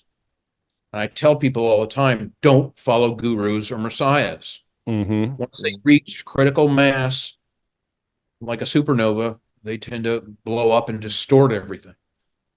The three of us are down in the weeds. We're with the grassroots people, all the Lilliputians. We're down there. That's the place to be, because all of a sudden, like if CNN wanted to ask me on to debate Chris Mellon, I'd probably say no. I don't want to be that person. I don't want to be that person. I would do it if I deemed it a necessary evil, but it's like I'm never going to go on like Rogan or any of that. Fuck that. Yeah. Not that I was asked to. I wasn't. Mm-hmm. I never will, because I think Rogan is compromised. You never know. I really do. He pretends to be sort of, gosh, gee whiz, what's the truth on everything? He's had on a lot of government types. Mm-hmm. Mm-hmm. Maybe I'm wrong. I don't know, but that's the gut feeling I have to go by. I'll tell you, Tucker is better, but he's a mainstream media celebrity. That's a red flag. He can do some good things. I hope he does. But I've seen all of his UFO interviews and things like that, and he's like, seems really interested, and he's like, gosh, you is, what are they hiding? And then he laughs and makes fun of the whole fucking thing. Yeah, at least he's. I mean, I think all of us at least is getting it out there. But, see what I'm saying? Yeah. They talk about it, but they never talk about anything concrete. And so he's done, I don't know how many episodes on UFOs. Okay, he's gathering interest. Yeah, I mean, that's just bringing to the top. But when you use the giggle factor, the giggle factor, you fuck it all up. Oh, everything we talked about for an hour, forget it. We just laughed about it. It's all bullshit. That's the connotation. You've got to understand the subliminal things behind what people, they could talk about a serious subject, the pyramids and everything, but if they make fun of it at the end and laugh, then it's all gone. Yeah. Agreed. I'm sorry, guys, but I got to run and pick up the kid. You guys can chat for as long as you want. Leave her, she could walk over, man. It's fine. Yeah. No, I wish. That's about as all my back and here's a quick one for you. Just a quick one on Rogan. You ready for this? Yeah. His producer, Jamie, used to work for the Disinfo company, which is run by Richard Metzger, who was the protege of Robert Anton Wilson, Discordian, and Ordo Templo Orientis. Ooh. CIA magic. There it is. Anyway, bye. You're really good at that. I mean it. Yeah, you are. I don't have the patience to dig down that deep. You do. You got a gift for it. You do. You were both. Yeah, it's all on their end. It's all controlled. Even Tucker seems like opposition, but I wonder. Controlled opposition. Yeah, maybe he's a little bit of a wild card, but they're giving him a lot of leash. Yep. Yeah. Lots of it. Yep. All the world to stage, still dudes. leash, I think he's still tethered to that world. It's all a stage. I love you guys. I'm sorry I got a bolt. We've all got our parts to play. Run, John, run. Okay. Do you guys go in chat? I'll leave this on. I can leave it on. I'm gonna run. Okay. Look how desperate he is to get away from me. Bye. Do you know that's his trademark, yeah? Yeah. That's his trademark. Just close the laptop on us. Yeah. That's his thing. You probably still hear us. I love you. Yeah, he probably bugged my house when he was here. See you later, brother. Love you, man. Bye-bye. Take care. You too. See you later, John. Bye. Bye.